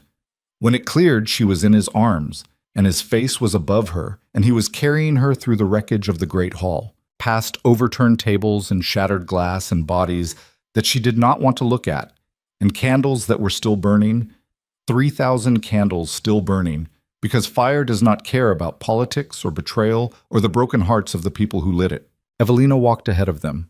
She walked with her spine straight, and her bloody hands at her sides, and nobles stepped out of her path without being asked. And Celine, watching from Lucien's arms through a narrowing tunnel of consciousness, saw the court see their queen for the first time. Not the northern wife, not the political bride, not the decorative bridge. The woman who had stood in the middle of an assassination and fought with a candelabra and then knelt in blood to save the life of the servant who had been sleeping with her husband. The court saw that woman walk through the wreckage of the winter banquet, and they did not know what to do with what they were seeing because it did not fit any model of queenship they had been taught. And so they did the only thing the human brain does when confronted with something it cannot categorize. They stood still and stared. Evelina did not look at them. She walked. They reached the western tower. Evelina's sitting room became a makeshift surgery. She cleared the books from the table by the window and spread a clean linen sheet over it and pointed at it, and Lucien laid Celine down and the table was hard under her back, and the ceiling was spinning, and the candles in this room were few, only 4, and their light was thin and yellow and flickered in the draft from the window. A healer from the lower city arrived within the hour, a man named Corvin, who smelled like garlic and wood smoke, and who took one look at the wound and one look at the amount of blood on the floor and asked for whiskey, not to sterilize the wound but to drink, because he said you do not pull a blade from a woman's chest sober and expect steady hands. Evelina did not leave the room. Lucien stood by the door. He had washed Celine's blood from his hands, but it had stained the cuffs of his white shirt, and the stains were turning brown as they dried, and he kept looking at them, at the brown stains on his cuffs, as if they were a text he was trying to read. Corvin worked. He removed the blade with a practiced motion that made Celine's body convulse on the table and her teeth clamp down on the leather strap Evelina had placed between her jaws. The pain was a color, white and absolute, and it filled her skull and pushed out everything else, every thought, every memory, every lie, until there was nothing left but the animal fact of her body trying to survive what had been done to it. Corvin cauterized the wound with a heated iron, and the smell of her own flesh burning reached her nostrils, and her stomach revolted, and she turned her head and retched, and Evelina held her head and said nothing. And Corvin stitched the wound with silk thread, and his hands were steady after all, whiskey or no whiskey. And when it was done, he packed the wound with a poultice that smelled like the border town, like chamomile and rendered tallow and something bitter, the same recipe Celine had used on Evelina's cracked hands weeks ago. "She will live," Corvin said. He wiped his hands on a cloth that had been white and was now red. The blade was short and poorly aimed. An inch to the left, and we would be having a different conversation. Keep the wound clean. Change the poultice twice a day. And for the sake of every power that governs this miserable world, do not let her move that arm for at least 2 weeks. He took his whiskey and his fee and left. The room was quiet. Celine lay on the table and stared at the ceiling and breathed. Each breath cost her something, a small, bright coin of pain that she paid into the wound and received nothing back. She could feel the stitches pulling with each inhale, the thread tugging at her torn skin, a reminder that she was held together now by something external, something that could be cut or unraveled or removed. Lucian had not moved from the door. Evelina stood beside the table. Her hands were clean now, but the blood had dried under her nails and in the creases of her knuckles, and she had not changed out of the dark blue gown. The gown she had chosen to look frightening, the gown that was now stiff with Celine's blood from hem to waist. Nobody spoke. The silence was not empty. It was full of things that needed to be said and could not be said and would have to be said eventually because the alternative was suffocation. 3 people in a room, bound together by desire and deception and a knife wound, and the lies that had held them in formation for weeks were gone now, burned away in the heat of the banquet hall, and what remained was the raw architecture of what they actually were to each other. A king who had loved selfishly, a queen who had survived gracefully, and a woman on a table who had tried to love them both and had been destroyed by the contradiction. Lucien spoke first. "Evelina," he said. His voice was the voice of a man standing on a ledge, each word chosen with the knowledge that the wrong one would end him. "I need to tell you." "I know," Evelina said. 2 words, flat, final, delivered without looking at him. Lucien stopped. "I have known since before tonight," Evelina said. She was looking at Celine, not at Lucien, at Celine. And her eyes, those exhausted eyes that Celine had seen on the first day in this tower, were not exhausted anymore. They were awake, wide awake, burning with something that was not anger and not grief, but was adjacent to both, a neighbor that shared a wall with fury and sorrow and could hear them both through the stone. "You talk in your sleep," Evelina said to Celine. "You said his name. Weeks ago. I heard it and I did not want to believe it, so I told myself it meant nothing.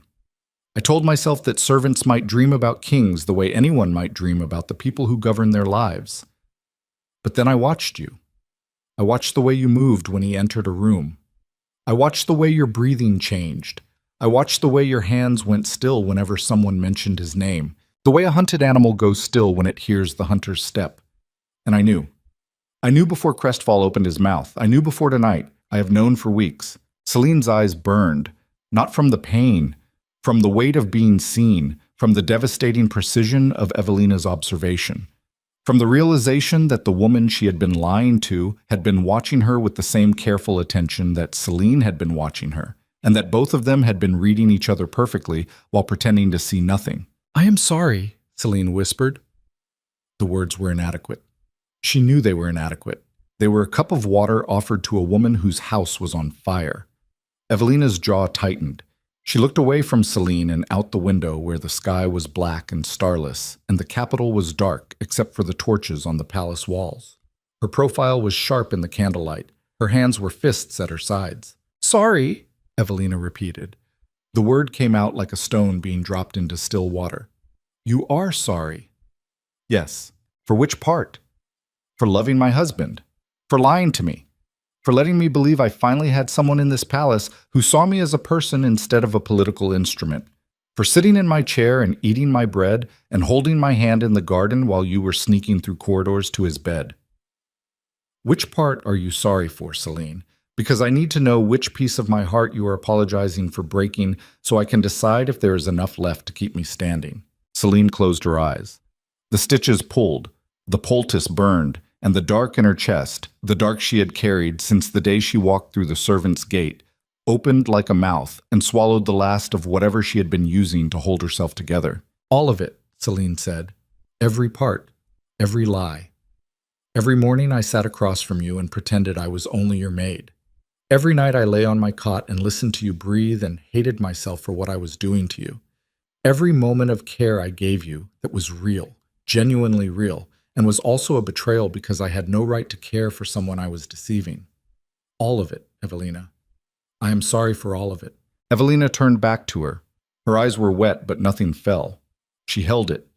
She held everything, the way she had held everything for 4 years, because queens do not cry in rooms where other people can see them, and even now, even in this moment, the discipline held. She looked at Lucien. He had not moved from the door. His face was the face of a man watching the consequences of his choices arrive, one after another, in a procession he cannot stop and cannot escape and cannot look away from. "Did you love her?" Evelina asked. Her voice was controlled. "Before me. Before the marriage. Did you love her first?" Lucien's chest rose and fell. "Yes," he said. "And you brought her here, into my household, into my home." "Yes, because you could not let her go. Because I could not let her go." Evelina nodded. It was a small nod, the kind that acknowledges receipt of information rather than acceptance of it. She looked at the floor. She looked at the blood on the floor, Celine's blood, her own bloody footprints tracked across the stone from the table to the window and back. She looked at the ruin of the blue gown and the ruin of the evening and the ruin of the marriage and the ruin of the trust, and she stood in the middle of all of it, and she did not collapse. She straightened. She breathed. And then Queen Evelina Ashford did something that neither Lucien nor Celine expected. She pulled the chair from beside the chess table, the chair where she had once asked Celine to sit, the chair where they had shared their first honest silence, and she placed it beside the table where Celine was lying, and she sat down, and she took Celine's hand, the right hand, the one that was not on the wounded side, and she held it. "I should hate you," Evelina said. She was looking at Celine's hand in hers. Her thumb moved across Celine's knuckles once, slowly, the way you touch something you are deciding whether to keep or discard. "I should hate you, and I should hate him, and I should have you both removed from my sight and spend the rest of my life as the wronged queen who was betrayed by her husband and her closest companion. That is what the court would expect. That is what the nobles would applaud. That is the story that makes sense." She paused. Her thumb stopped moving. "But you stepped in front of a blade for me," Evelina said. "And I cannot make that fit the story of a woman who wanted to destroy me. I have been trying for the last hour, and I cannot make it fit. Because a woman who wanted my crown or my husband or my ruin would not have bled for me on that floor. She would have stepped aside. She would have let the blade find me. She would have solved every problem in her life by doing nothing. And you did not do nothing. You did the opposite of nothing. You chose me over your own body." Celine's throat closed. She could feel Evelina's hand gripping hers, and she could feel the tears she had been refusing to cry for weeks building behind her eyes, like floodwater behind a dam, and she knew the dam was going to break, and she could not stop it. "I did not think," Celine said. Her voice cracked. "I saw the blade, and I saw you, and I did not think. There was no choice. There was just you." Evelina's grip tightened. Her eyes closed for a moment. When they opened, the tears she had been holding were on her lashes but still had not fallen. She looked at Lucien. "Get out," she said. Lucien flinched. "Evelina, I am not asking you to leave the palace. I am not asking you to abdicate. I am asking you to leave this room, right now, tonight. Because if you stay, I will say things that cannot be unsaid, and I am not ready to burn that bridge until I know what is on the other side. So go. Sleep in your warm study in your warm wing. And tomorrow, when the court assembles and the blood has been cleaned from the banquet hall and the empire demands answers, we will stand together and we will deal with Crestfall, and we will hold this throne together because that is what survival requires. But tonight, Lucien, tonight you do not get to be in this room." Lucien stood at the door and looked at his wife, and Celine saw something on his face she had never seen in 6 years of loving him. She saw him understand, not strategize, not calculate. Understand. The full, unmediated comprehension of what he had done and what it had cost and who had paid the price. It moved across his face like weather, like a storm crossing a landscape, and when it passed, his eyes were different, not softer, clearer. The eyes of a man who has finally seen the wreckage he built and cannot unsee it. He left. The door closed. And in the western tower, in the cold room with the thin tapestries and the 4 candles and the blood on the floor, the queen held the hand of the woman who had betrayed her and the woman who had saved her, because they were the same woman, and the night was long, and neither of them knew what morning would bring. Outside, the palace guards secured the corridors. Servants collected the dead. The 3,000 candles in the great hall burned down to their iron holders and guttered out one by one, and the darkness that replaced them was total and absolute and smelled like smoke and copper. In his study, Lucien sat in the chair by the fire and did not drink and did not sleep and stared at the brown stains on his cuffs and thought about the harvest festival and the winter wheat and the girl who had danced with him when he was nothing but a boy pretending to be ordinary. And he understood finally the way you understand the full dimensions of a wound only after the bleeding stops, that he had taken that girl and put her in a cage and called the cage devotion, and told himself the story that cages built from love were different from cages built from cruelty. And the story was a lie. It had always been a lie, and the proof was the blood on his sleeves and the woman on the table and the wife in the chair beside her holding the hand he should have held, doing the work he should have done, being the person he had never been brave enough to be. The fire burned low. The night continued, and in the rooms beneath the palace, in the cells where the surviving assassins had been chained, a man with a broken face and a crossbow bolt lodged between his shoulder blades was not dead. He was breathing. Shallow, wet, labored breaths that rattled in his chest like stones in a tin cup. And when the guard checked on him at the fourth bell, the man opened his eyes and said a single word: Crestfall. The guard leaned closer. There are more, the man said. His voice was a whisper wrapped in blood. The banquet was not the plan. The banquet was the distraction. The guard straightened. His face went white. The plan is the trial, the man said. And then his eyes closed and his breathing stopped and the cell went quiet. Above him, in the western tower, Evelina held Celine's hand and watched the window for dawn. And dawn, when it finally came, brought with it not light but the gray, heavy promise of a storm that had not yet decided whether to break or to wait. And the palace held its breath, and the empire held its breath. And somewhere in the capital, in a townhouse with iron gates and drawn curtains, Duke Edmund Crestfall sat at his desk and wrote a letter and sealed it, and handed it to a courier who rode south before the sun cleared the walls. The trial was set for 3 days hence, and the assassin's dying words, rattling through the corridors of the palace dungeon like a curse that could not be unspoken, reached the ears of the captain of the guard, who brought them to the king, who brought them to the queen, who looked at the woman lying on the table in her sitting room and understood with a cold and absolute certainty that the fight in the banquet hall was not the end of anything. It was the beginning, and what was coming next would make the winter banquet look like a rehearsal. The letter Crestfall sent south was intercepted on the second day. It was not luck. It was Evelina.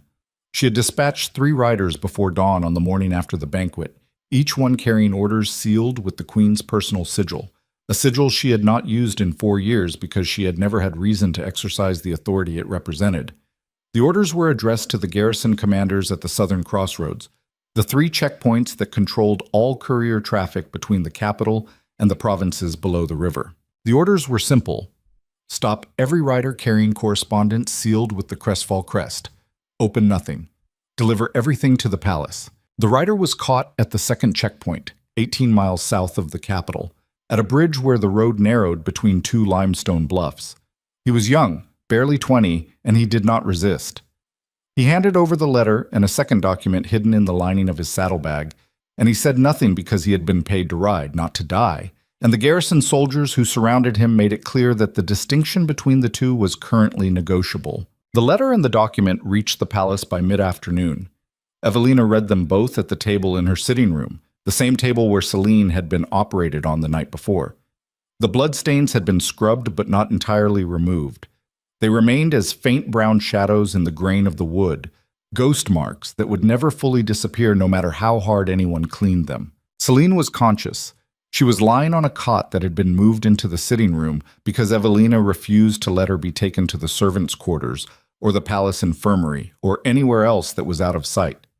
The wound was hot and tight under the poultice, and her left arm was bound to her chest with a linen sling, and every breath still cost her a small payment of pain. But she was alive and alert, and watching Evelina read the letter with the focused attention of someone who understands that the document in the Queen's hands will determine whether anyone in this room survives the week. Evelina finished reading. She set the letter down. She picked up the second document, the one from the saddlebag lining, and read it more slowly.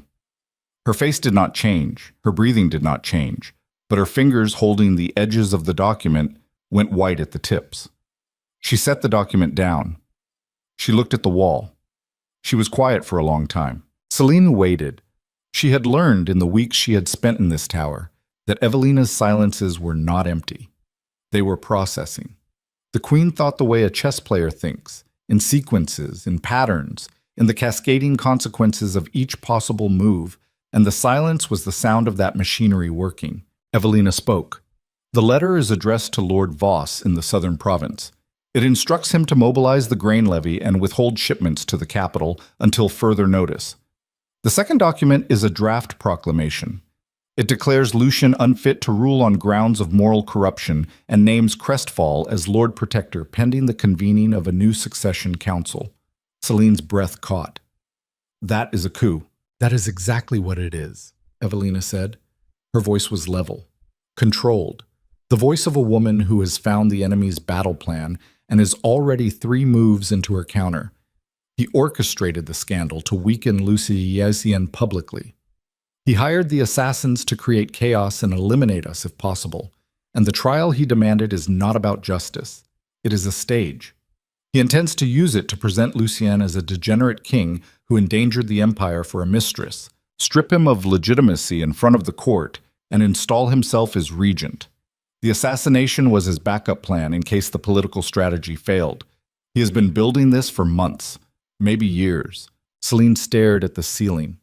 The pain in her chest was steady and rhythmic, a pulse of heat with each heartbeat, and she used it as an anchor, something real and physical to hold on to while the political architecture of the empire shifted and cracked around her. "What are you going to do?" Celine asked. Evelina stood. She crossed the room and stood at the window and looked out at the capital, and her reflection in the glass was sharp and clear and cold. "I am going to do the thing no one in this palace expects," Evelina said.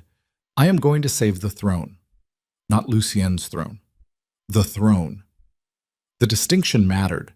Celine heard it and understood it and recognized in that single correction the shift that had been building inside Evelina for weeks. The queen was no longer thinking of herself as the king's wife. She was thinking of herself as the other half of the crown. Not beside it, not beneath it. Part of it. Evelina turned from the window. "I need you to do something for me," she said, "and you are not going to like it." Celine looked at her. "After everything I have done to you, you are asking me for help." Evelina's mouth tightened. "I'm not asking you because I have forgiven you. I'm asking you because you are the only person in this palace who knows the full truth, who has nothing left to lose, and who has already demonstrated a willingness to bleed for me. Those 3 qualities make you the most useful person in the empire right now. Forgiveness is a separate conversation, and we will have it, but not today." Celine held Evelina's gaze. The honesty in it was brutal. There was no warmth. There was no tenderness. There was only the cold, pragmatic clarity of a woman who has learned to build with whatever materials are available, even if those materials are stained and imperfect and came from a source she has every right to despise. "Tell me what you need," Celine said. Evelina told her.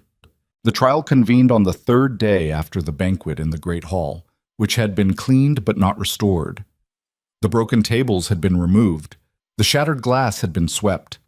The bloodstains on the marble floor had been scrubbed until they were pale pink shadows, visible only if you knew where to look. But the hall still smelled like smoke and iron, and the 3,000 candle holders hung empty from the chandeliers, black iron skeletons stripped of their wax and flame. And the effect was of a room that had been gutted and was waiting to see what would be put back inside it. The court assembled. Every noble house, every council member, every ambassador and military commander and merchant of influence in the capital. They filled the gallery seats that lined both sides of the hall, and they stood along the walls and they crowded the doorways, and the silence they brought with them was the silence of an audience that knows it is about to witness something irreversible. Duke Edmund Crestfall stood at the center of the hall. He was dressed in black. His silver hair was combed back from his face, and his posture was the posture of a man who believes he is standing on the right side of history. Beside him stood Lady Ashworth and Lord Harkin and 3 other nobles whose names Celine did not know, but whose faces she recognized from the corridors, the faces of people who had watched her with anticipation, who had known what was coming because they had been told, because they were part of it, because Crestfall had assembled them the way a general assembles a regiment. Lucian entered from the eastern door. He wore the crown. He had not worn it at the banquet, and Celine understood the choice. The crown was not decoration. It was a statement. It was the physical manifestation of the authority Crestfall was trying to strip from him, and Lucien was wearing it the way a soldier wears armor, not for comfort, but for survival. Evelina entered from the western door. She wore the dark blue gown, the same one, the one from the banquet. It had been cleaned, but not perfectly.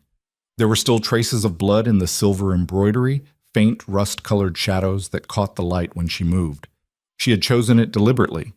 Celine knew this because Evelina had told her, standing in the dressing chamber that morning with the gown in her hands, turning it over, studying the stains. "They need to see the blood," Evelina had said. "They need to remember what happened in this hall 3 nights ago. They need to remember that while they were running, I was kneeling in it." Evelina walked to the front of the hall and stood beside Lucien. She did not take his arm. She did not stand behind him. She stood beside him, shoulder to shoulder, and the court watched, and the court saw, and the court began to recalculate. Crestfall did not recalculate. He had committed. He had built his case and assembled his allies and sent his letters, and the machine was in motion, and he could not stop it now, even if he wanted to, which he did not, because Duke Edmund Crestfall had spent 20 years waiting for this moment, and he was not going to let the sight of a queen in a bloody gown steal it from him. He began. He spoke well. Celine, watching from the gallery where Evelina had placed her, visible to the entire court, her arm in its sling, her face pale from blood loss, her wound a testament that she could not have hidden even if she wanted to. Celine listened to Crestfall speak, and she gave him this. The man could build a narrative. He laid out his case with the precision of an architect, each accusation a brick, each piece of evidence the mortar between them. The king had taken a mistress. The mistress had been hidden in the queen's household. The deception had lasted months. The crown's moral authority was compromised. The empire deserved better. He presented Lady Ashworth. She testified that she had observed unusual familiarity between the king and his wife's chambermaid. She was calm. She was credible.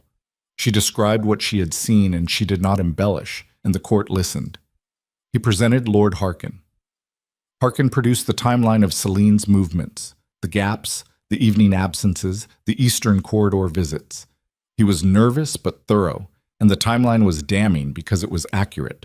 He presented a guard who had been stationed near the king's study, and who testified that he had seen a woman matching Celine's description entering and leaving the eastern wing after dark on multiple occasions. Crestfall let the testimony accumulate. He let the weight of it build. He let the court sit with it and absorb it and draw their conclusions.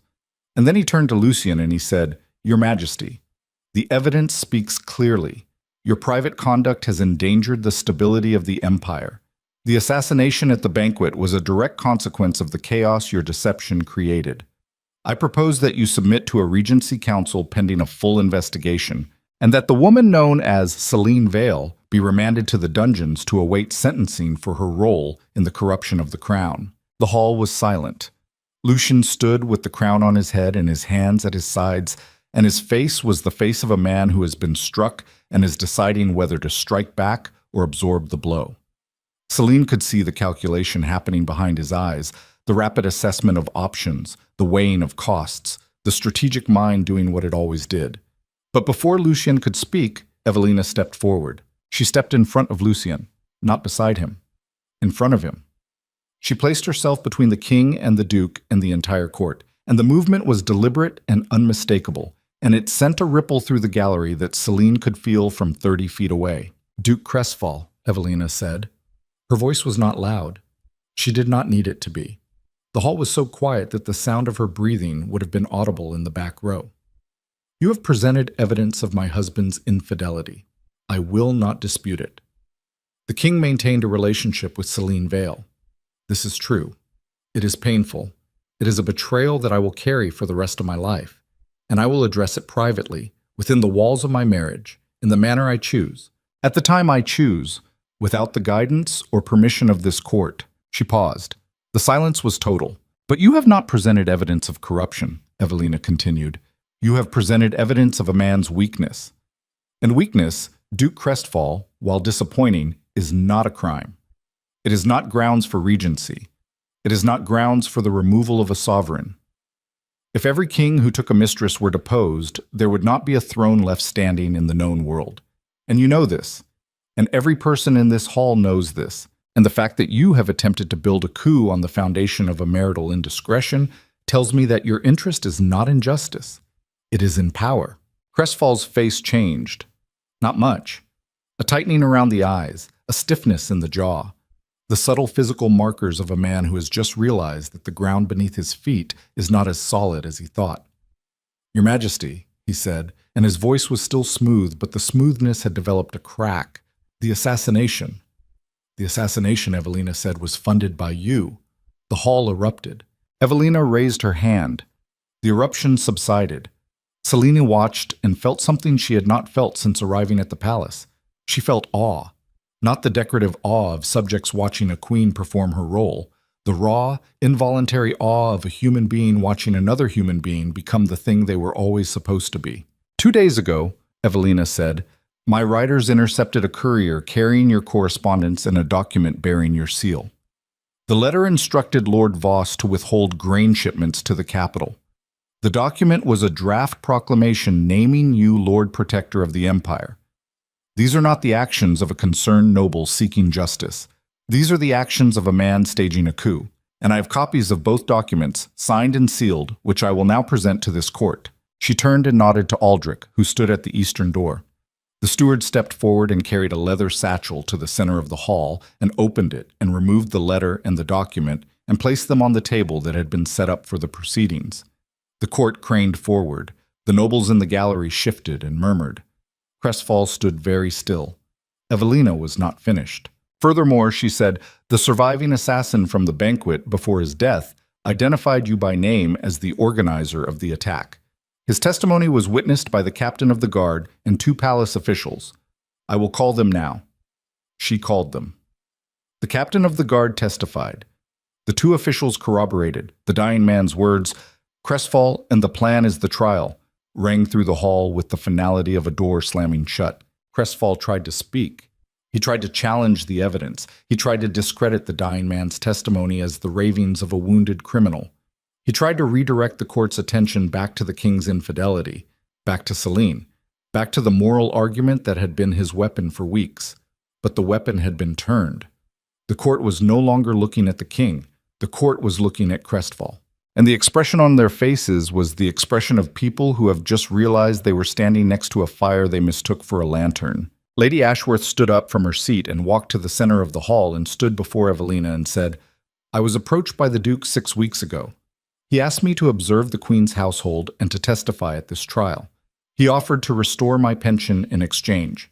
I agreed because I was desperate and angry. I did not know about the assassination. I did not know about the coup. I am telling you this now because I would rather face the court's judgment for my part in the deception than stand beside a man who orchestrates murder." Harkin tried to disappear into the gallery. He did not make it to the door. 2 guards intercepted him, and he stood between them with his timeline crumpled in his fist and his face the color of old paper, and he said nothing because there was nothing left to say. Crestfall looked at the court. He looked at the evidence on the table. He looked at his allies crumbling around him. He looked at Evelina standing in her blood-stained gown with the authority of a woman who has stopped asking for permission and started taking what the Empire owes her. And Selene, watching from the gallery with her wound burning and her heart hammering, saw something happen to Crestfall's face that she would think about for years afterward. She saw it empty. Not collapse. Not crumble. Empty. The way a house empties when the last person walks out and closes the door. 20 years of planning, 20 years of rage and ambition and meticulous patience, and it was gone in the space of 15 minutes, dismantled by a queen he had never bothered to calculate as a threat. "Duke Edmund Crestfall," Lucian said, and his voice was the voice of a king delivering judgment, which is what he was. "You are stripped of your title, your lands, and your seat on the council. You are sentenced to exile beyond the borders of the Empire. You will leave the capital under guard within 24 hours. If you are found within the Empire's borders after that time, you will be executed." Crestfall looked at Lucian. Then he looked at Evelina. And he said the last words he would ever speak inside the palace walls. She will make a better ruler than you, he said to Lucian. He was looking at Evelina when he said it. And the strange thing, the thing that Celine carried with her long after the trial was over and the court had dispersed and the palace had begun the slow work of reassembling itself, was that Crestfall meant it. It was the most honest thing he had ever said. And it was the one thing on which every person in that hall agreed. Guards escorted him out. The doors closed behind him, and the great hall, emptied of its villain, began to breathe again. 3 days after the trial, Evelina came to Celine's cot in the sitting room. It was early morning. The light was gray. The fire was low. And the queen sat in the chair beside the cot and looked at Celine with eyes that were no longer burning or furious or cold, but something else. Something that looked like the landscape after a wildfire, scorched and bare and raw, but with the faintest green pushing up through the black. I have spent 3 days deciding what to do about you, Evelina said. Celine looked at her. She did not speak. She had learned painfully that the most important thing she could give Evelina now was silence. Space. The room to arrive at her own conclusions without the interference of the woman who had upended her life. I cannot forgive you yet, Evelina said. I want to be honest about that. What you did, what you both did, it broke something inside me that I do not know how to repair. You were the first person in this palace I trusted, the first person I chose, and the entire time, you were the answer to the question I had been asking since my wedding night. You were the ghost in my marriage. You were the reason my husband looked through me instead of at me, and you sat across from me and drank my tea and held my hand and let me believe I had finally found someone real. Her voice cracked on the last word. She pressed her lips together and breathed through her nose, and the green in her eyes flickered but held. But I also cannot condemn you, Evelina continued, because the woman who did those things is the same woman who stepped in front of a blade for me, the same woman who brewed medicine for my hands and warmed stones for my bed and sat with me in silence when silence was the only honest thing left. I have tried to separate those two women. I have tried to make you into the villain or the victim or the traitor or the savior, and none of those words hold all of you. You are all of them. You are every contradictory thing a person can be. And hating you for one part means hating the whole, and I find I am not willing to do that. Celine's eyes were wet. She did not wipe them. She let the tears come because they were the most honest thing she had. And Evelina deserved honesty, deserved it more than anyone she had ever known. What happens now? Celine asked. Evelina was quiet for a moment. Now I rebuild, she said. Not the marriage. The marriage will survive because the empire needs it to survive, but it will be different. I have told Lucien that I will rule beside him as an equal sovereign, not behind him as a decoration. He agreed. He did not have a choice, but I think he also meant it. The man I saw kneeling on that banquet floor with your blood on his hands was not the same man who put you in my household. Something broke inside him too. Whether it heals into something better or worse, I do not know. But it will be different. And me, Celine said. Evelina looked at her. Her face was complicated, layered, the face of a woman holding grief and gratitude and betrayal and tenderness in the same two hands and refusing to drop any of them. You cannot stay, Evelina said. You know that. Celine closed her eyes. Yes, she said. I know. Not because I am punishing you, because this palace will destroy you if you remain. You will be the king's former mistress for the rest of your life if you stay within these walls. Every noble will watch you. Every servant will whisper about you. You will never be free of it. And you deserve to be free, Celine. Whatever else you are, whatever else you have done, you deserve a life that is not defined by this. Celine opened her eyes. Evelina was still looking at her, and in that look Celine saw the thing she had been terrified of, and the thing she had been hoping for, both at once, tangled together like roots.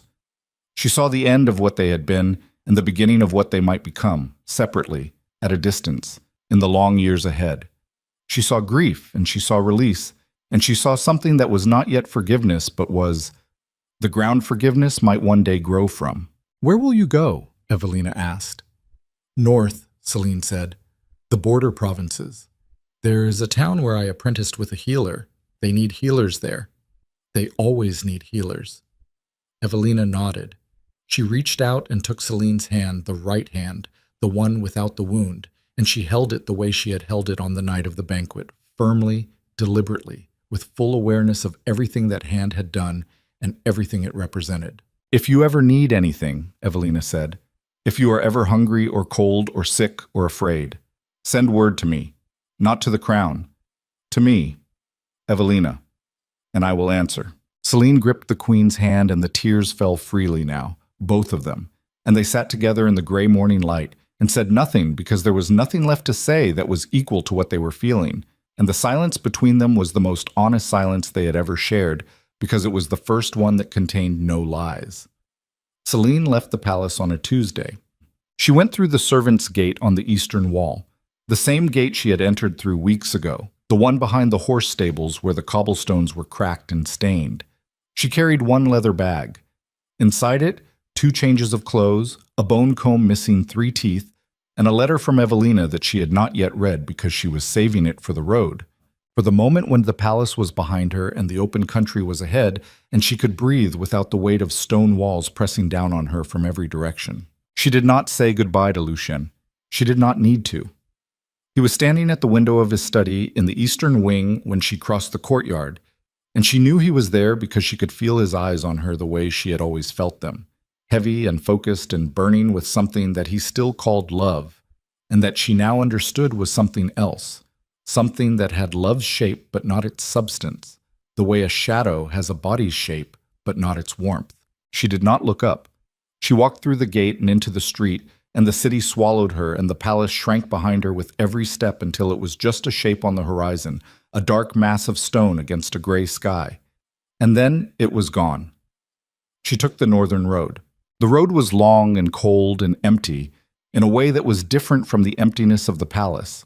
The palace emptiness was the emptiness of a room full of people who cannot see each other. The road emptiness was clean. It was the emptiness of open space and moving air and the honest silence of a landscape that does not require anything from you except that you keep walking. She walked for 3 days. She slept in roadside inns that smelled like wood smoke and hay. She ate bread and cheese and drank tea that was never as strong as Evelina's. Her wound ached when the temperature dropped, and she changed the poultice twice a day the way Corvin had instructed. And she watched the stitches slowly pull the edges of her skin together and thought about how wounds heal, how the body builds new tissue to bridge the gap left by the blade, how the new tissue is different from the old, tougher, less flexible, a scar that serves as both closure and memory. On the 4th day, she opened Evelina's letter. She was sitting on a stone wall at the edge of a ridge that overlooked the northern valley. The border town was visible below, a cluster of roofs and chimneys, and the thin line of the river that ran through its center.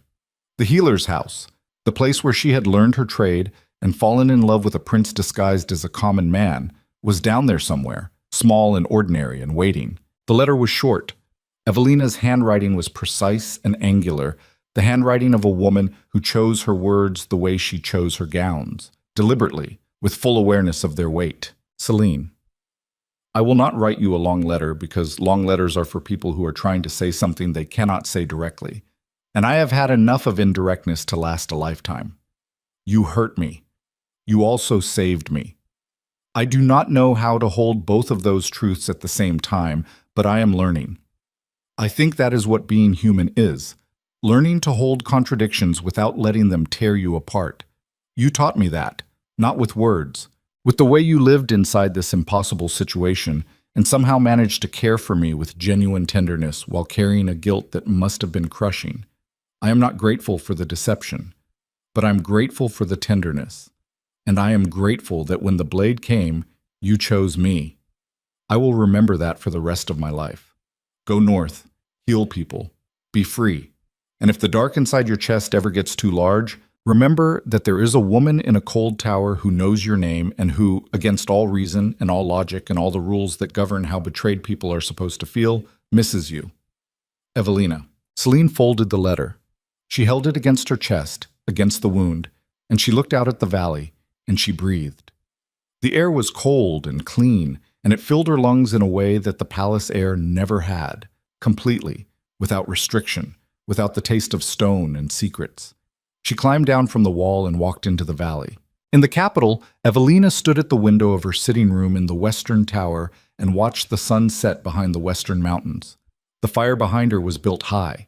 The wood supply had been tripled on her orders. The tower was warm for the first time in 4 years. On the table beside her, the chess set was arranged mid-game. She had been playing against herself again, but this time the game was different. This time she was not playing to pass the time. She was playing to practice, to think in sequences, to see the board clearly. Because the woman who had survived a banquet massacre and dismantled a coup and restructured a monarchy in 3 days did not intend to stop. Lucien knocked on her door that evening. He did not enter without permission. He knocked and waited, and when she said, "Come in," he entered and stood near the door and looked at her. And she looked at him, and between them there was 4 years of absence and 3 days of reckoning and the long, uncertain road that lay ahead. "She is gone," Lucien said. "I know," Evelina said. Lucien was quiet. Then he said, "I destroyed this." Evelina considered him. She considered the crown on his desk and the empty chair by his fire and the brown stains on the cuffs he had not yet washed. She considered the man who had married her for politics and loved another woman for passion, and who had never, until the blood on the banquet floor forced him, considered that the woman he married might be the stronger of the two. "Yes," Evelina said, "you destroyed this. And now we build something else. Not because I have forgiven you, I have not, but because this empire does not care about our pain. It cares about our function. And I have decided that my function will no longer be decoration. I will govern beside you. I will sign what you sign. I will sit where you sit. I will have access to every council meeting, every military briefing, every diplomatic correspondence. And you will grant this not because you want to, but because you owe it to me, and because it is the only way to save what is left of this crown." Lucien looked at his wife, and Celine, watching from no great distance, from the memory that lived inside Lucien like a wound that would never fully scar, would have recognized what she saw on his face. Not the strategist, not the predator, the man. The man who had finally run out of moves, who had finally been forced to stand still and look at the wreckage without the comfort of a plan, and who had discovered in the wreckage something he had overlooked for years. A woman worth listening to, a partner worth respecting, a queen worth following. He nodded. "Then sit with me," Evelina said. She gestured to the chair across from hers. The chess set was between them. The fire was warm. The tower was quiet. Lucien sat. Evelina moved a pawn. They played. 5 years passed.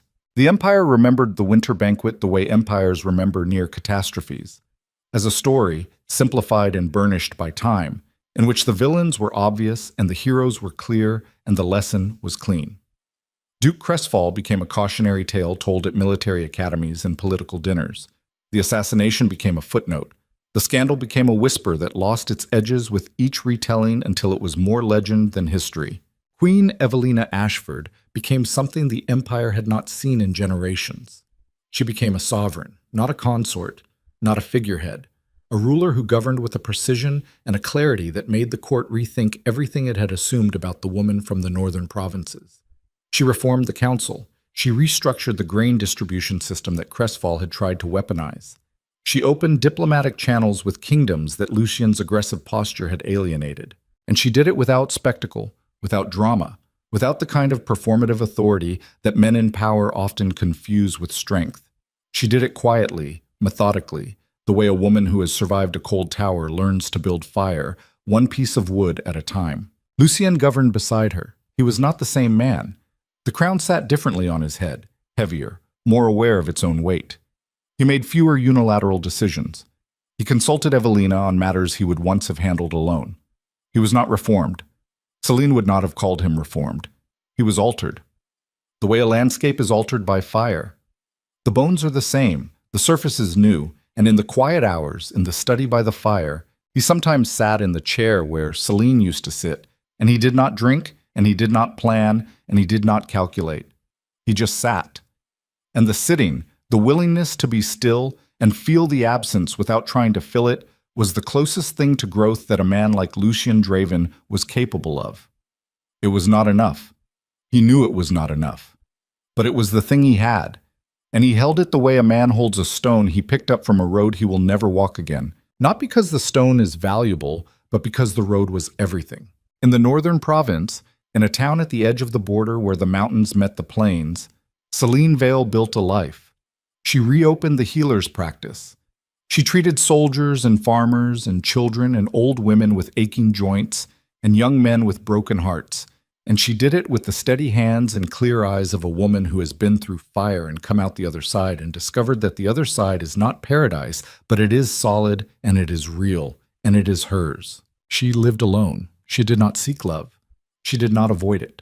She simply let it be what it would be, a question rather than an answer, a possibility rather than a requirement. She kept a garden behind the healer's house, a small plot where she grew chamomile and lavender, and a bitter herb whose name she never shared with anyone, and she tended it in the early mornings before the town woke up, kneeling in the dirt with her hands in the soil. And the scar below her left collarbone pulled with each movement, a reminder that she had been opened and stitched back together and that the stitching held. She kept Evelina's letter in a wooden box beside her bed. She read it sometimes, not often, just on the nights when the dark in her chest, which had never fully gone away but had shrunk to something manageable, something she could carry without being carried by it, pulsed a little larger, a little more insistent. On those nights she read the letter and she held the contradiction, the hurt and the tenderness, the betrayal and the grace, and she did not try to resolve it because she had learned that some things are not meant to be resolved. They are meant to be held, the way you hold a scar, the way you hold a name, the way you hold the memory of a woman in a blue gown kneeling in blood and choosing, against all reason, to save the person who had given her every reason not to. She never went back to the palace. She never saw Lucien again. But once, in the 3rd year, a letter arrived at the healer's house. It bore no seal. It bore no signature. It was written in precise angular handwriting that Celine recognized immediately, and it contained a single line. The tower is warm now. Celine held the letter, and she stood at the window of the healer's house, and she looked out at the mountains, and she smiled. It was not a happy smile. It was not a sad smile. It was the smile of a woman who has learned that the distance between two people can be vast and intimate at the same time, that you can love someone from 1,000 miles away with a love that is clean and quiet and asks for nothing, and that this kind of love, the kind that expects nothing and demands nothing and simply exists like a light left on in a window, is sometimes the strongest kind there is. She put the letter in the box with the other one. She went back to her garden. The sun came up over the mountains and the light was gold and cold and new, and the town below stirred and woke and began its day. And Celine Vale, former healer's apprentice, former chambermaid, former lover of a king, knelt in the dirt and tended her plants and breathed the clean air and let the morning hold her the way mornings do when you have finally stopped running and allowed yourself to be exactly where you are. The dark in her chest was quiet. The scar on her shoulder was warm. And the empire far to the south carried on the way empires do, grinding forward on the backs of ordinary people who loved and failed and hurt each other and tried again. And the story of the queen and the king and the woman between them faded into the kind of history that is told not in textbooks but in whispers, at kitchen tables, by firelight, by people who understand that the truest stories are the ones where nobody wins and nobody loses and everybody is changed irreversibly, permanently, into something they did not expect to become. And that is enough. That has to be enough.